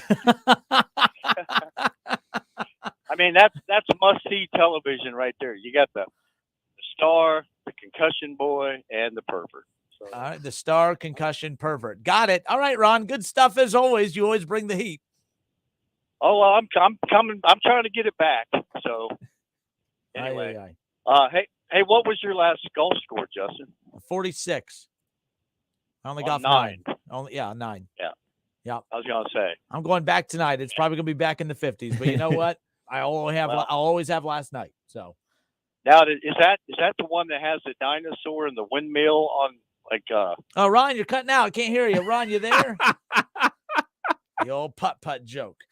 Joke's on you. I ain't good at that either. So there's that. But nonetheless. All right. Kidder and Cap 1410 Wing AM. All right. Lots of good responses coming in. Ron, thank you for that. By the way, so what Ron was answering was what we were kind of talking about with that Netflix special, quarterbacks. You have your elite quarterback in Patrick Mahomes, your mid-level quarterback in Kirk Cousins, and your fringe quarterback holding on to his NFL career for dear life in Marcus Mariota. If they recast this show again and they follow that same model, what are the 3 quarterbacks that you think would be the most, I think would be the kind of serve of, the similar purpose as these 3? What would be the best cast of your next 3 quarterbacks for the show quarterbacks? Some are coming in now, Kev. Let's do one. So Keith Tolliver, he says, Lamar Jackson is your elite one. Dak Prescott coming in as the average. I think that's actually, I saw Collins do his show the other day where he had both graphics up that it was the blind resume. Mm-hmm. Kirk Cousins and Dak Prescott are the exact same quarterback. There's nothing wrong having Kirk Cousins. There's nothing wrong having Dak, but there's always going to be, you're always going to want more a little bit, you know? So that's in Baker Mayfield. The fringe one. There's not, if you thought that I was going to like laugh or something, that no, like that's a very good one. And Baker's personality would make that kind of fascinating following that. Nonetheless, you like those three? I like those. I will watch that. I think that fits. I think that fits what we're talking about. Let's see another one. David Shaw. Shaw says so. Joe Burrow, the elite quarterback.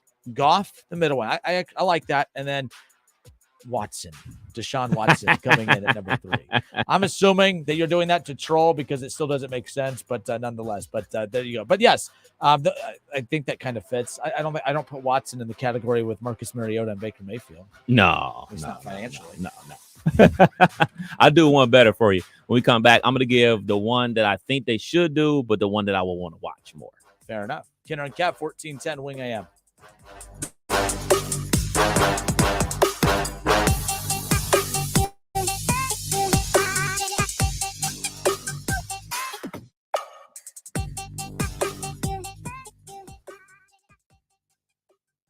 Listen, stream, watch. It's the Justin Kinner Show with Kev Nash right here on Dayton's ESPN Radio, 1410 Wing AM. ESPN 1410 Wing AM weather. Well, the forecast says partly cloudy skies and 70 today, and heavy rain and severe thunderstorms are possible tomorrow, a high of 85. Friday, it's mostly sunny. A slight chance of a thunderstorm and a high of 88. I'm Rick Schrempf for 1410 ESPN Radio. Weather is brought to you by Carol Wirtz Tire and Auto Service at 730 South Patterson in Dayton, where they treat every vehicle like their own and every customer like family. Online at c-wtire.com. Sports injury, low back pain, or are you interested in improving your performance and getting to the next level? Orion Sports Medicine is truly a unique sports medicine and physical therapy clinic and training facility. We offer a highly educated staff that is experienced working with athletes from the recreational and youth levels to elite professionals. We offer services that include PT, functional assessment, wellness, fitness, return to sports, sports medicine, strength and conditioning, and more at our state-of-the-art facility in Miamisburg. For more information, visit orionsportsmedicine.com.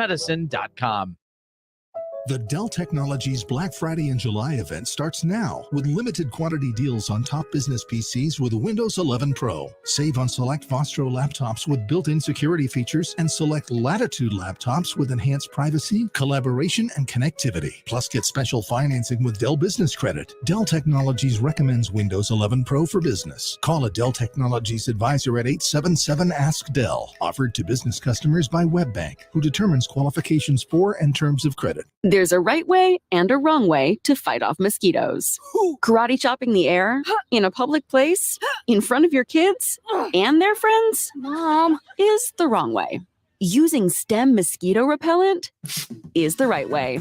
Stem effectively repels mosquitoes by harnessing active ingredients found in plants like lemongrass and peppermint, making it safe for use as directed around people and pets.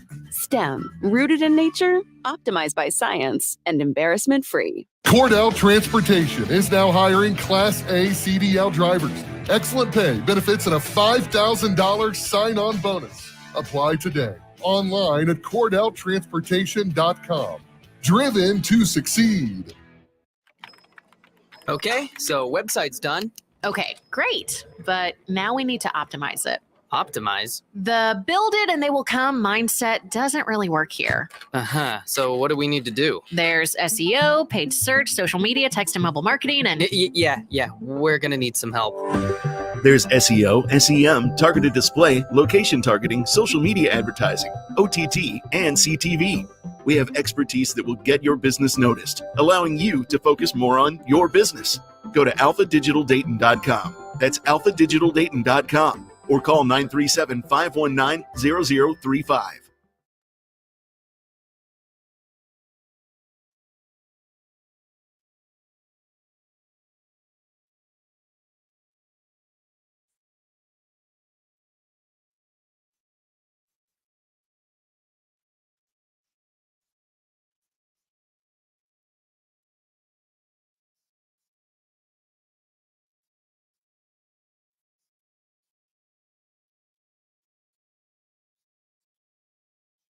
Get 11% off everything at Menards and elevate the look of your home. We carry the largest selection of Hunter ceiling fans. They're perfect for adding light, comfort, and style to any room while helping save on energy bills. Get the LED Allendale ceiling fan for just $99.99 after 11% rebate. Visit Menards today and receive 11% off all ceiling fans. Good through July 16th. Savings or mail-in rebate. Some exclusions apply. See store for details. Save big money at Menards. Freshness made easy with Febreze small spaces. Want continuous freshness that fights odors with no batteries and no outlets? Try Febreze small spaces. Ah, but what's a small space? To answer that, we brought in our lawyer. Small spaces include, but are not limited to, bathrooms, closets, laundry room, kid room, pet corners, man cave, she sheds, most nooks, and all crannies. There you go. Febreze small spaces is the world's most convenient. Febreze small spaces is super convenient and never stops freshening for 45 days. Be happy, Febreze, la la la la la. Yeah, I'm so stressed. Our business is growing. We've got people all over now. Ooma. What is that? Meditation? I'm recommending the Ooma cloud phone system with auto attendant and more than 50 features. Ooma? Yep. Switching to Ooma is a cinch. Just $24.95 per month per user, plus taxes and fees. Ooma. Now you're feeling it. Find small business calm at ooma.com/radio. That's OOMA.com/radio. Where can you make the whole family happy for less? At Bob Evans. Find over 30 breakfast, lunch, and dinner favorites for $8.99 or less.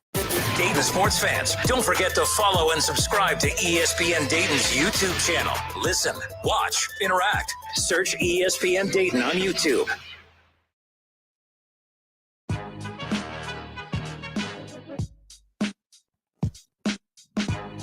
Justin Kinner, Kev Nash, Dayton's ESPN radio station, 1410 Wing AM, off and rolling here on a Wednesday.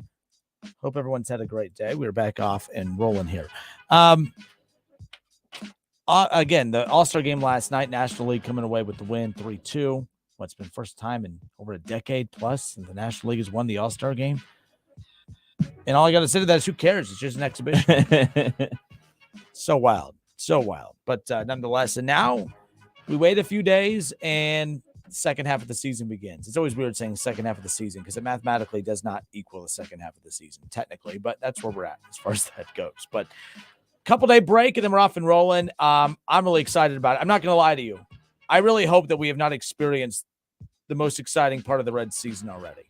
And I'll just be honest. I'm not being a Debbie Downer or negative or anything like that, but the Reds historically have not been a very good team out of the All-Star break to start.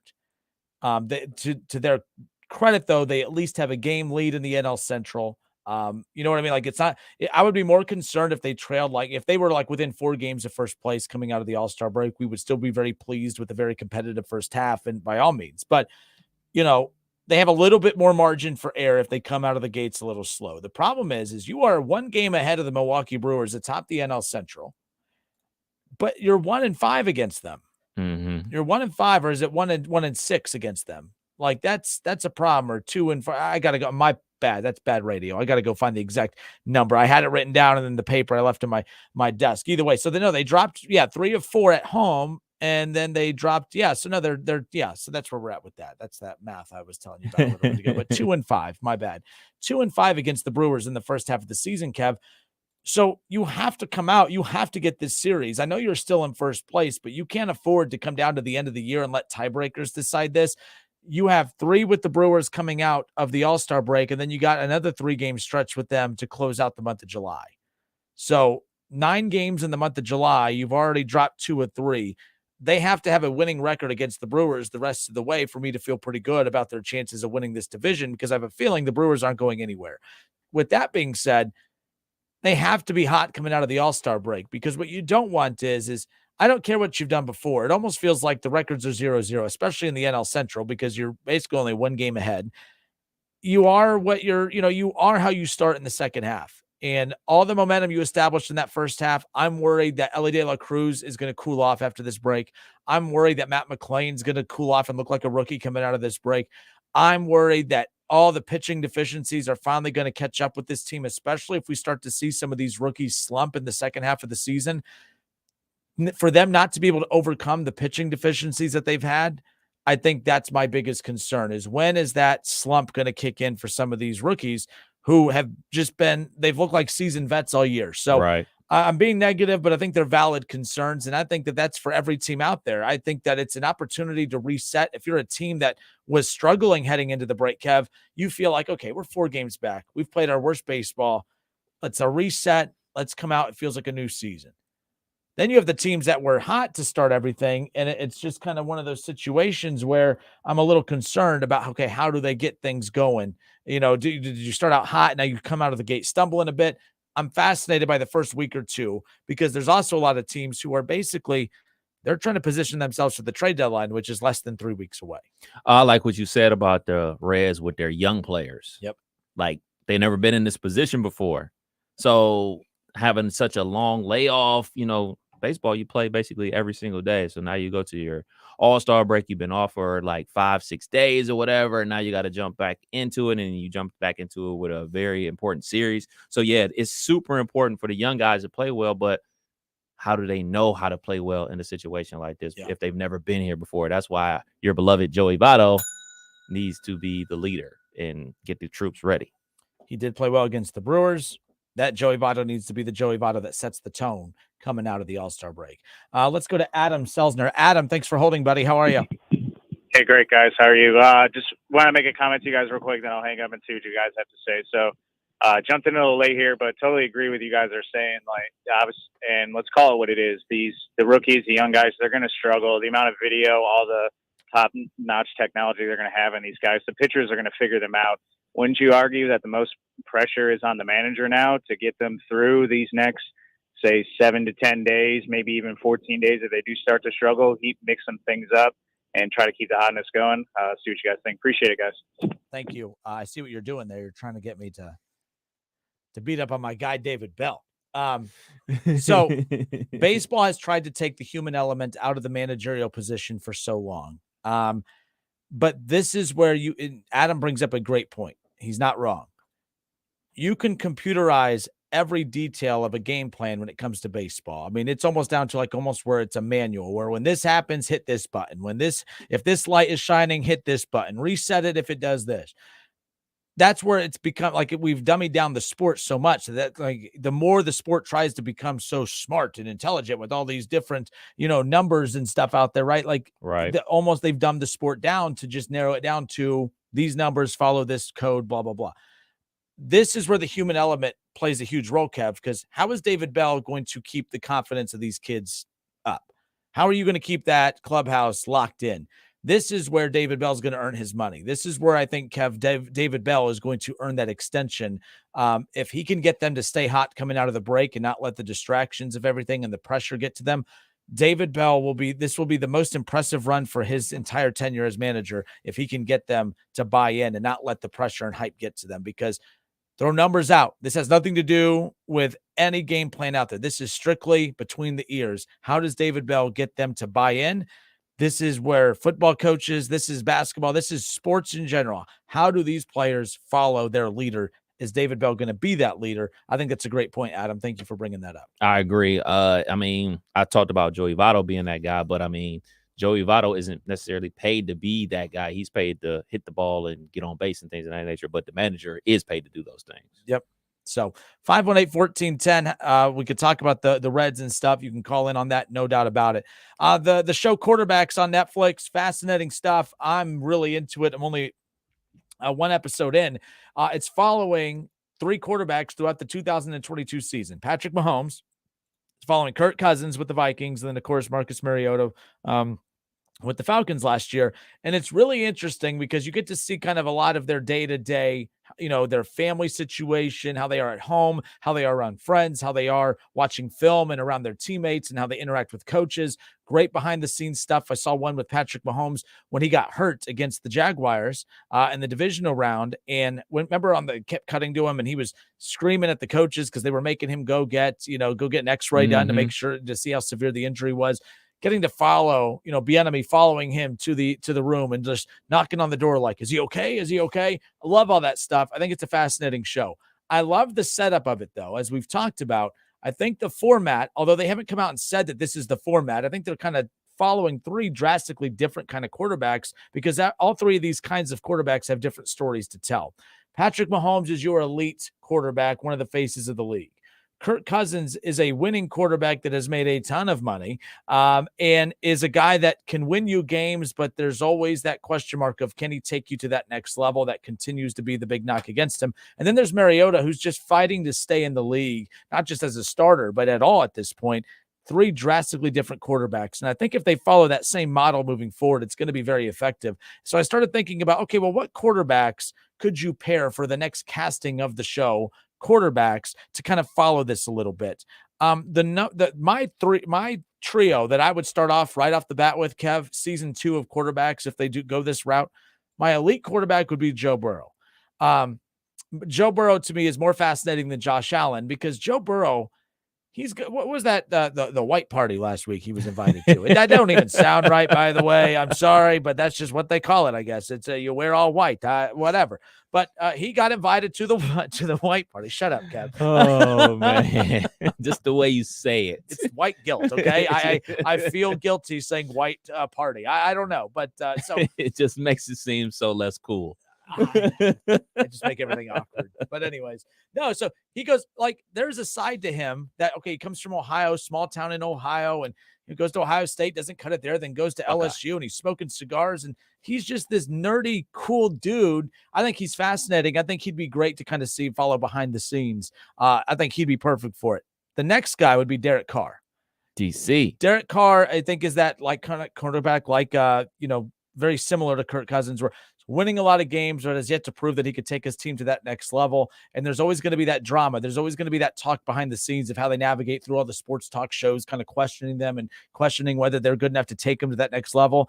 And then my third quarterback, the fringe quarterback, the Marcus Mariota, season 2 of quarterbacks, Joe Burrow 1, Derek Carr, the mid-level, and Baker Mayfield.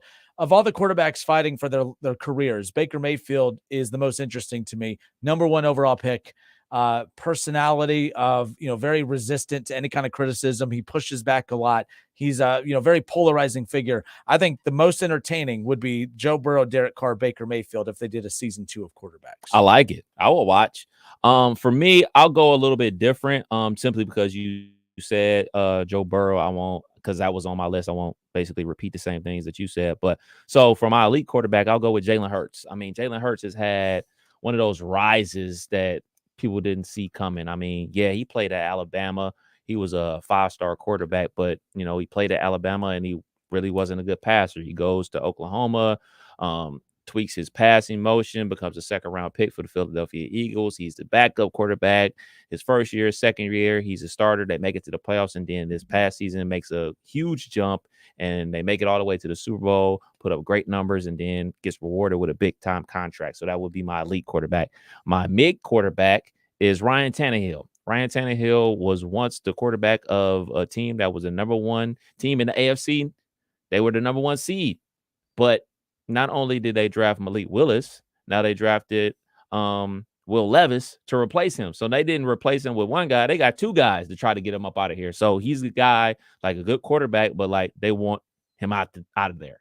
And then we're going to go with Dak Prescott. I mean, whenever you put a Dallas Cowboy on TV, people are going to watch. He's a very polarizing guy, even though he basically says nothing ever. But, people have a love-hate relationship with Dak. So those would be my 3. I will go with Jalen Hurts, Dak, and Ryan Tannehill.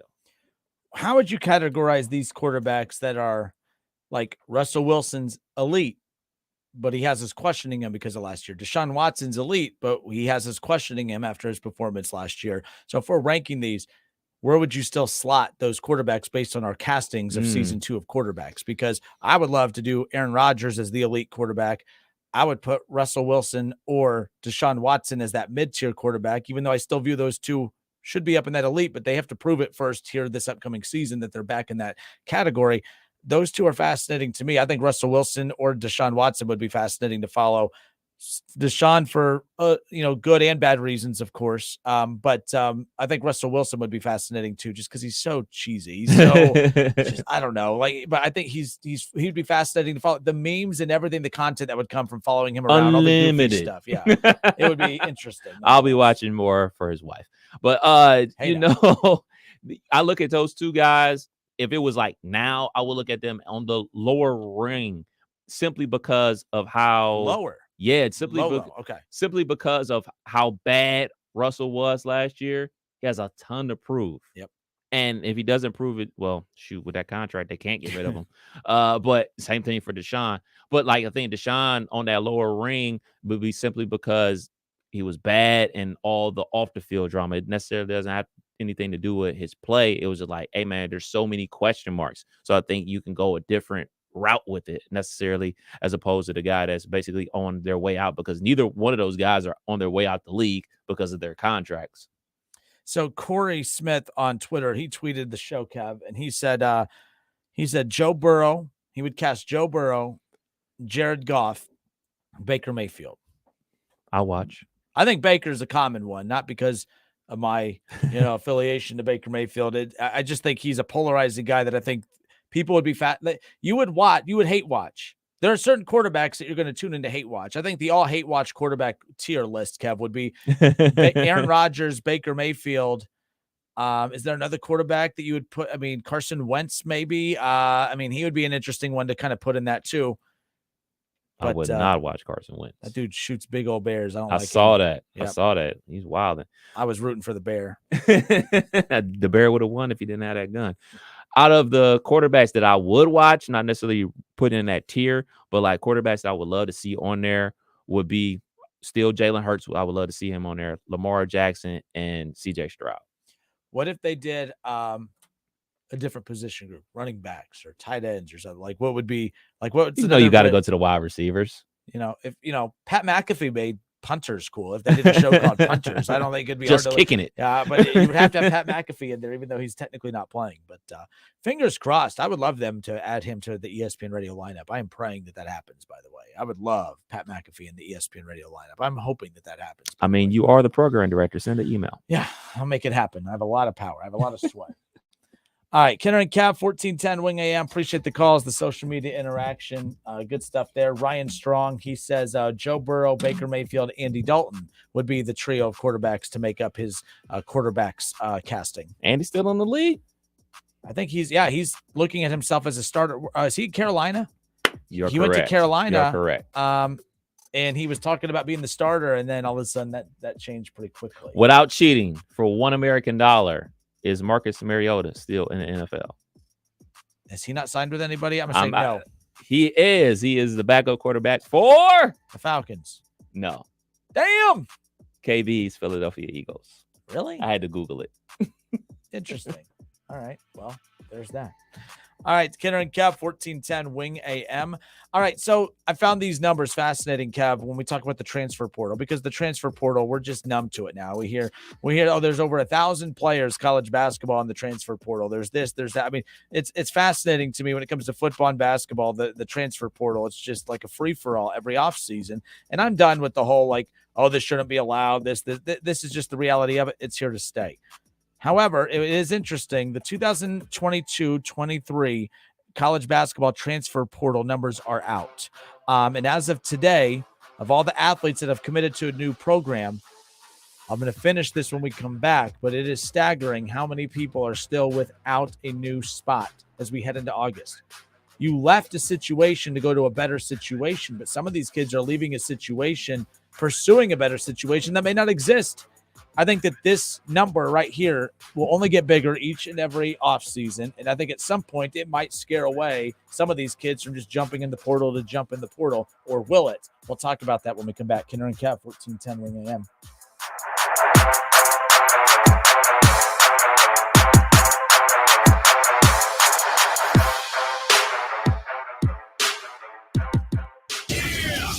It's the Justin Kinner Show with Kev Nash on 1410 ESPN Radio.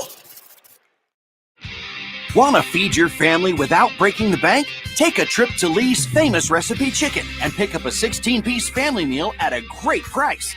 With 16 pieces of our classic honey-dipped, hand-breaded Famous Recipe Chicken, 4 craveable large sides, and 8 fluffy biscuits. It's affordable eats done right.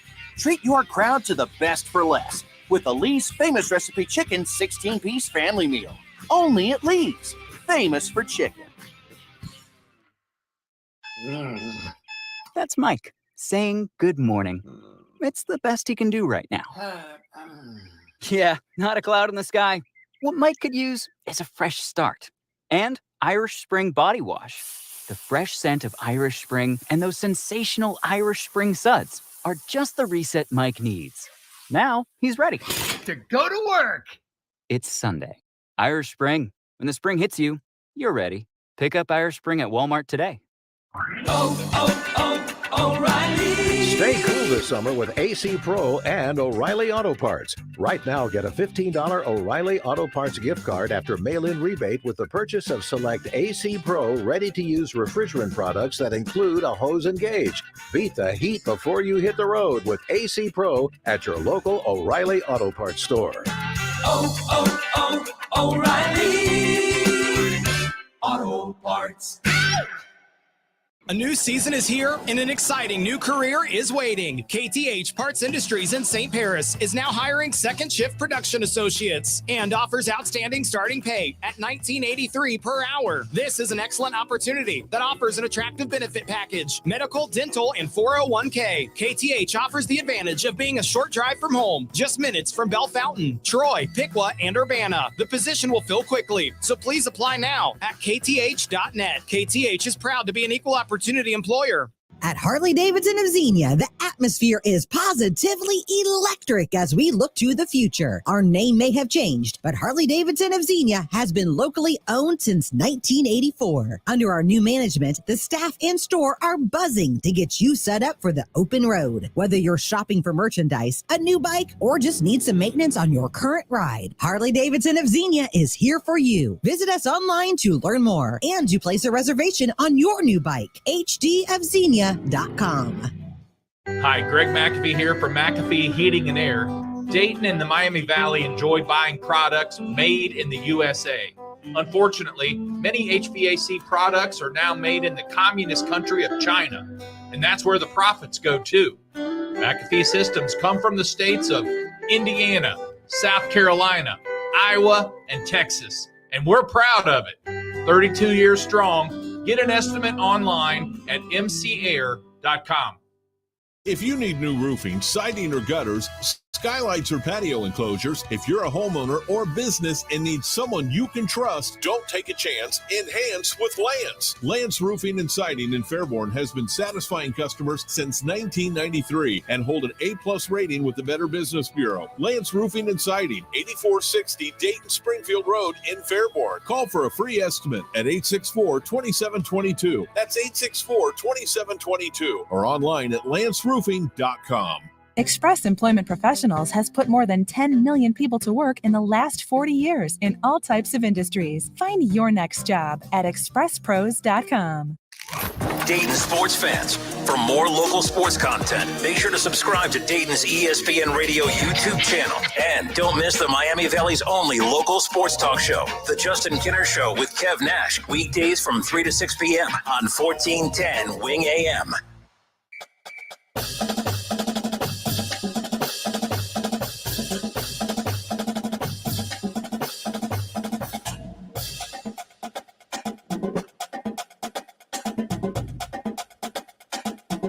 Justin Kinner back with you here on Dayton's ESPN radio station, 1410 Wing AM. Kinner and Kev, 1410 ESPN radio. I'm Justin Kinner. He's Kev Nash. Oh, hold on. We got to get your mic up. We got to act like we've done this before. There we go. Fumble. What up, Let me re-hit this music because I hit this music for a purpose. High school football. You ready? We are getting closer and closer to the 2023 high school football season. The dog days of summer. I hate this time of year. I love summer. Don't get me wrong. But I hate this time of year. I hate summer from 3 to 6. That's when I hate summer. But the Reds have made this summer a lot more enjoyable. But high school football coming up. We have our high school football game of the week, another season of fun again as we go out and bring you some of the biggest games in the Miami Valley. Not only can you hear the games here on 1410 Wing AM, we're going to be taking it over to the FM side as well, as you can hear all of our high school football game of the week broadcasts on 101.5 Hank FM. Pretty jacked about that. We kick things off week 1. Fairmont, Alter, Thursday night, and then the rest will be Friday night games. But Kev, we got a lot of good ones. In fact, if you head to wingam.com right now, you'll be able to click on the high school sports tab at the top, and you could see our entire 2023 high school football schedule. It kicks off in week 1 with Fairmont and Alter, and I'm excited for a lot of the matchups we have. We're going to have Centerville at Wayne. I mean, that's our week 10 matchup. That's how we close it out. There, there's always something on the line with Centerville and Wayne. That's for sure. Looking forward to, obviously seeing Springfield at Wayne. That's going to be a fun one as well. Springfield at Trotwood. Trotwood no longer in the GWalk. We don't cover only the GWalk, and it seems like we do, but we do branch out a bit. And pretty excited about that one. But always a lot of fun. Another year with Keith Byers as well. We're very fortunate to have him and his expertise dominating here in the Miami Valley throughout his high school football days before going on to do the same thing in college and the NFL. But Friday night lights, 1410 Wing AM, 101.5 Hank FM. I'm pretty pumped. I love that you guys are back on Hank. It's so cool that you guys do this each and every year, making the rounds, going around to check out all the local talent. I'm going to be posted up at a certain high school a lot this year, but I'm going to make sure I get out to check out some other games as well. Yeah, so keep in mind, too. And by the way, we'll announce our sponsors as we get closer to the season. But if you are a business owner and you would like to be associated with Keith Byers and the high school football game of the week here on Wing and Hank FM, the FM signal as well, if you would like to be a part of that, text us your name and the business you're associated with, and we will get back to you and get you all the information you need. We've been having a lot of fun getting this out in front of our potential sponsors, and we've had a lot of people jump on board already. Will you be next? 518-1410. Text that number, your name and your business that you'd like to be associated with us, and we'll make sure we get you the information so you can jump on board as a sponsor. We have Centerville, we have Northmont, we have Springfield, we have Miamisburg, we have Beaver Creek, Springboro, Wayne. I mean, we have it all on this schedule. So again, 518-1410 business owners, we want to hear from you. That's for sure. All right. Kev, I found this fascinating. The transfer portal, I know we're heading into college football season here in the near future, but from a college basketball perspective, we spend so much time talking about the transfer portal. And, you know what? The kids should have the freedom to, they're not happy in their current situation, up and head to another situation. I am fine with kids who have, or men or women in the transfer portal who have a plan. I'm not happy here. I would love to take my talents to play for this coach at this school. Okay, cool. Some players have that in mind before they enter the transfer portal. Okay. Mm-hmm. Some marriages end in divorce already knowing who their next marriage is going to be. Let's just be clear. Kudos to those who get divorced and don't have a plan, by the way. That means you really didn't like that situation. I'm just saying, but some people, they get divorced because there's someone hotter over here. That's just really, but then some people get divorced because I'm going to go find someone hotter, and yet they can't find someone hotter. And that's what happens in this situation. As of today, all of the athletes that have committed to a new program, Kev, 1 out of 11 players who transferred this year went into the portal. The rest have either transferred lateral or down. Okay. If the rosters were finalized today, 44% of players who entered the portal would not play college basketball in this upcoming season. 44%. We're talking about, the number was over 1,000. I don't even know if it got to the 2,000 mark, but 44% of those players have not found a new landing spot. There's still time. Right. But keep in mind, the grass is not always greener. And sometimes what's on the other side probably isn't even grass. That's what's wild about this. Absolutely. I'm all for the transfer portal because not only, you may not be happy in your current situation, but your coach may leave and go to a different school, or your coach may get another DUI or something like that. You never know. Or your coach may get, accused of hazing and things of that nature. So you should be allowed to leave, especially in those circumstances. So I don't have a big problem with it. And I think that this is just indicative of our society in general. This is just a microcosm of our society. We know people, you and I know people, and people listen to this radio station know people that have or are doing right now, quitting their job without another job lined up. And we tell those people, hey, man, you probably shouldn't do that, man. You probably should try to find something before you leave this job. I mean, you got income coming in. You may be unhappy, but might want to try to find that next situation. You short or something out there. Oh, yeah, I know somebody that knows somebody. And then they leave said job, and then they don't find said job. This is simply a microcosm of what happens in everyday society. We talk about other kids or other young adults that, hey, not only I'm going to transfer universities, but they quote unquote take a step down. They go from a 4-year institution to a junior college because of grades or whatever the case may be. This is a microcosm of what happens in every facet of life. So you're not surprised by those numbers? Not at all. And I think it's going to eventually creep up a little bit higher, and then it's going to level off because people are going to realize, like, hey, man, yeah, you remember Tommy? Yeah, he transferred. He didn't find anywhere. Oh, you remember Johnny? Yeah, he transferred, man, but he transferred to blah, blah, blah state. Man, blah, blah, blah state. They ain't even on ESPN Plus. Yeah, man, I'm going to just stick it out here, get my degree, and move on with my life. I think at some point, a lot of young athletes are going to realize, like, all right, man, it's not worth leaving what do they call it, a bird in the hand type of situation. But I think it has to reach a certain point of like, all right, it just gets astronomical and the numbers are just super crazy. Or like a high profile guy out there decides to hit the transfer portal and they don't find a place. You know what I'm saying? This is not going to be like a Travis Hunter. Yep. You know, he is a transfer portal. He was the number one guy coming out of high school, and oh man, he can't even find anywhere to go. Then I know I can't find anywhere to go. I'm gonna just go ahead and stay here and just ride it out. So I think it's gonna eventually creep up to a crazier number that it already is, and then eventually it's gonna just start kind of like leveling off and get to a quote unquote more reasonable number.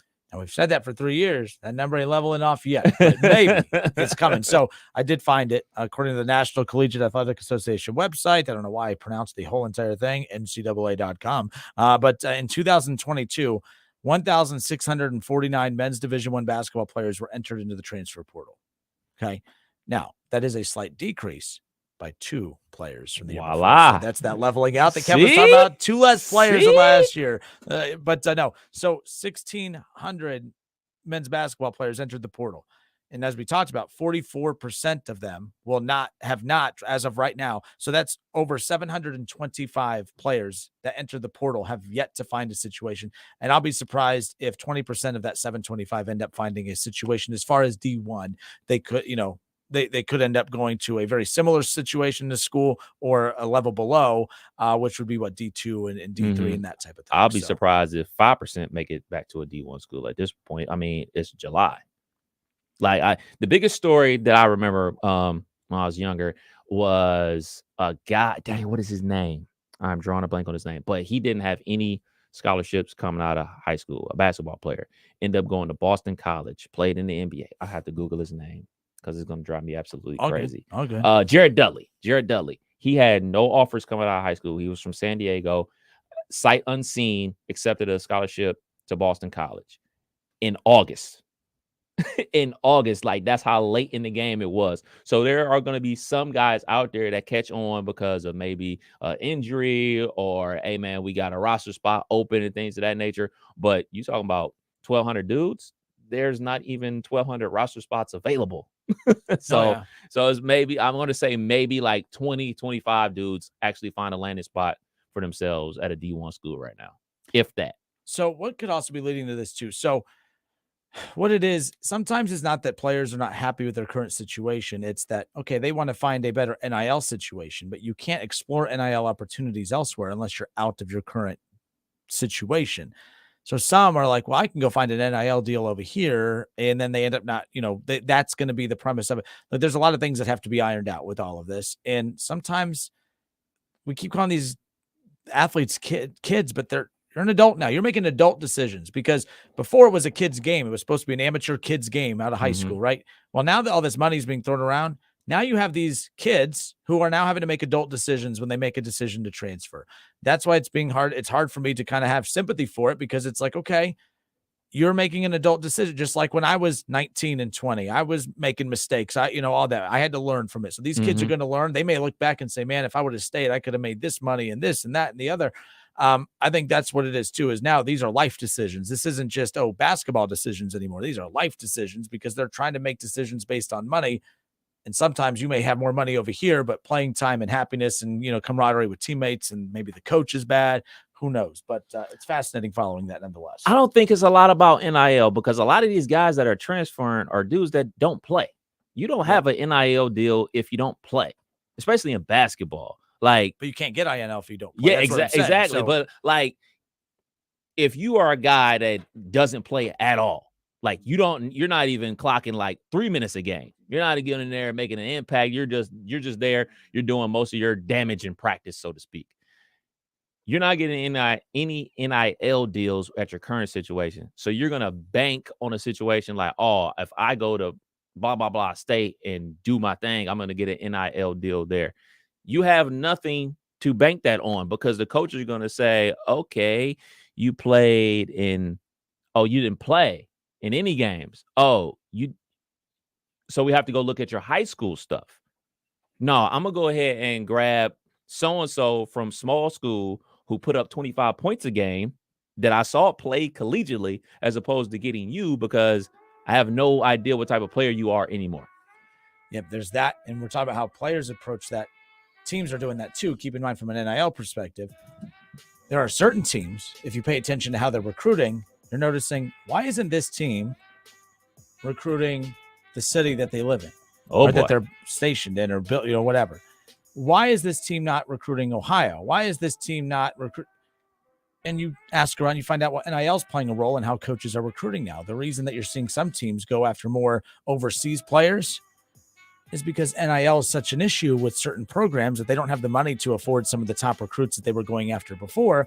So that's why you're noticing certain programs bring in a lot more overseas players because you can't do NIL with those players. So that's something interesting I've noticed too, is it's not just Dayton. It's a lot of schools I've noticed that have gone more heavy in recruiting overseas players because the NIL, you don't have to balance that. It's just, hey, come play for the love of the game. And, the old school recruiting tactics of look at the arena, look at this, Right.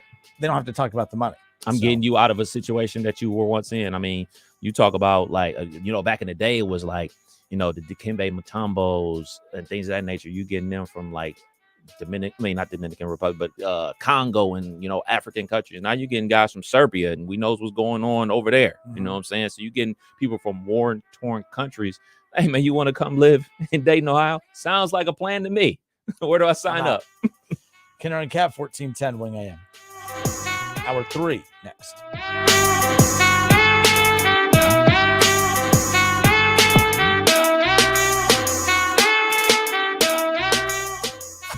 It's the Justin Kinner Show with Kev Nash on 1410 ESPN Radio. My brother-in-law died suddenly